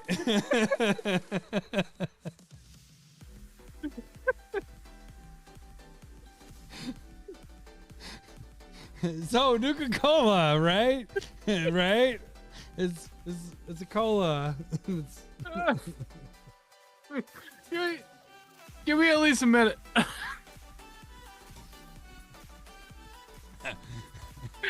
Time out. Time out. Editing is being done on the audio. All right. Whew. Ah. Composure. Malort.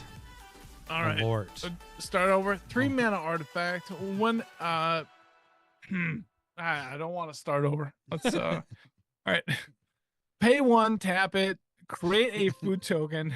Can't wait to spend this episode. Stop, Cole. Spend this Stop it. episode of Adam's wife. Right. Stop it, Cole. All right. 1. Create a food token. Whenever you sacrifice a food, create a tap treasure token. They keep on giving food things. Tools. I don't think I'm wrong when I No, I hate like that. fucking tool. I hate food, but they have made it better. Right. They continue to try and make it good. Like treasures are already good, and they're trying to cut it back and make it like tapped every once in a while. Since Blues Lord of the seem to be since Lord of the perfect. Rings, basically they've been fixing food is what it is. I mean that's part of it for sure. They've been trying to work up food. Like when it came to treasures, clues, and food, treasures were too good. Clue is perfect. Food is not good enough, so they're trying to bring it up, trying to bring treasures down. Feels like the public education system. And You fucking douche. and so but like this one feels good because it feels like you're just going through a simple maze of, oh, I'm a food deck, good to go. Oh, this is a treasure deck. Can I hear got the some food in here, good to go. Can I hear the voice I'm an of artifact deck. Can I hear the voice of food decks again? Nope, I have no idea what I just did. I'm sorry. No, I agree. You don't. You don't. Stop. You're not. You just- How about you repeat what I was saying? I have What, no idea. what voice did I have? I don't know. Can you? Can hey Disney? Can I become a voice actor? Of please? food? I would love any sort of normalcy when it comes to a job. Because this whole CommanderSmiths thing doesn't pay enough. Just saying. You're right. It's 0, but that's not enough for some people. I will. It's a New Year's. Maybe that's my resolution. I'm gonna talk with my wife and let her know that what I do does not pay for my lifestyle. And oh god damn it! I wish how do you we think had, that's gonna go? I after wish like, I'm gonna 8-9 hate years. this. I'm gonna hate this episode tomorrow. But I wish we had more episodes like this. We're just ham-boned Right. Malort episodes. Right. But there's also a reason why I don't drink as much as I used to. I don't know where you're getting Or with you. You don't drink as much as you No. used to. that. I'm glad I don't, because Right. That's the whole point. drinking Your liver sucks when feels you're healthy. old. Help. God, I almost turned that TH into a PH, and that was problematic.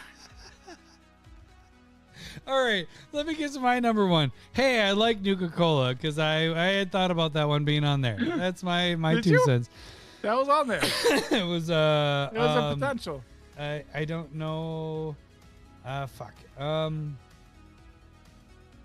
You know, I'm gonna give a blue card something here because I have used this a little bit. I'm gonna use this. I like 20-toed toad, dude. Oh, you know what? I like 20-toed toad. I appreciate this. There's a lot of things happening with this card. So we have 1 blue and 3 colorless. It's a 3/3 frog wizard. Fun.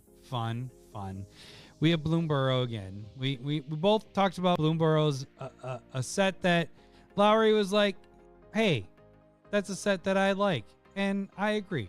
So your maximum hand size is 20. Whatever. Yeah. We don't fucking care about that. That's enough. That's a maximum hand size. But whenever you attack with this is my key point of this card. And it is in a deck. I do have it in a deck, and it should be in more. But whenever you attack with 2 or more creatures, put a 1/1 counter on this, and draw a card. That's all I care about. No. Stop, Omega. Daddy Pink was 2023. Shut it. Stop. There you Stop. All right. What? I got real aggressive there. I'm sorry. 20-toed toad. Yes. Agreed.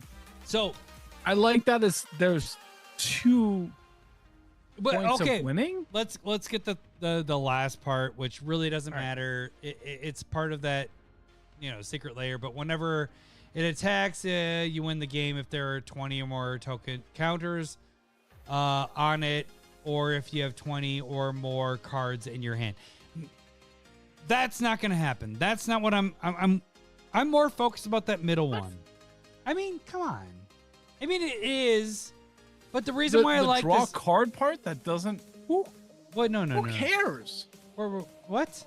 No, you What draw cards off of attacking. I love that. I love that with this card, and it gets bigger every time that you're attacking with 2 or more creatures. It's in blue, which doesn't normally have kind of things like that. It feels very simple to draw cards because it doesn't need to attack. You attack with something else. You're drawing cards off the attack. You're doing a token style deck. I have it in. What deck do I have it in? Mind Skinner. Is it in? No, it's not in. How would you? I don't understand why it's there. Oh, why it's there? Because you're attacking with 2 or more creatures. Drawing cards. I want to draw cards. Is my big thing with that one. Okay. All right. Fine. Great. I think it's in there. Yes, it's in Mind Skinner. It's a bad place, but okay. Oh, you son of a bitch. Do you remember that deck? 2 hours ago when we talked about it. I don't. 2 hours ago when we talked about that deck. It's about playing creatures that I can attack with later that give me a benefit. This is a benefit because I'm drawing cards off of multiple creatures attacking. Most of the other creatures are flying. They're evasive creatures. That's the point of that deck. You just need stop yawning, you son of a bitch. Take another Malort. I'm tired. You talked about a boring part of that deck. Fucking hate you. Hate you so much. And we're at 3 hours. Are we going to end this before 3 hours, or are we going to wait till we hit 3 hours? Should we hit over that 3 hour mark? There's no more Malorts, but No cheers more. to you guys. Cheers to you guys. Are you still drinking your 8-point-something% alcohol? No, I moved on to my breakfast stouts from Founders. It's a percentage. Really quick, you that's guys. also 8.3. Oh shit! Yeah, that's why you're gonna be ham-boned. You guys, thank you guys all for watching. Thank you guys all for sticking around. Thank you guys all for the donations. 8.5 is the triple. It's not And that bad. We are approaching the 7-year mark of the CommanderSmiths. Things are only increasing. We're gonna be introducing some new stuff coming up here. So thank you guys, everything, all this stuff. We're not as hammered as last year, right? Hold on. Did you want to celebrate the 7-year on episode 364, which would be 52 weeks times 7? I have no idea. Are we splitting this into 2? What are we splitting? I don't know. Splitting a banana? I don't know. I mean, we're essentially talking about like 6 weeks, 7 years. We'll probably drink again.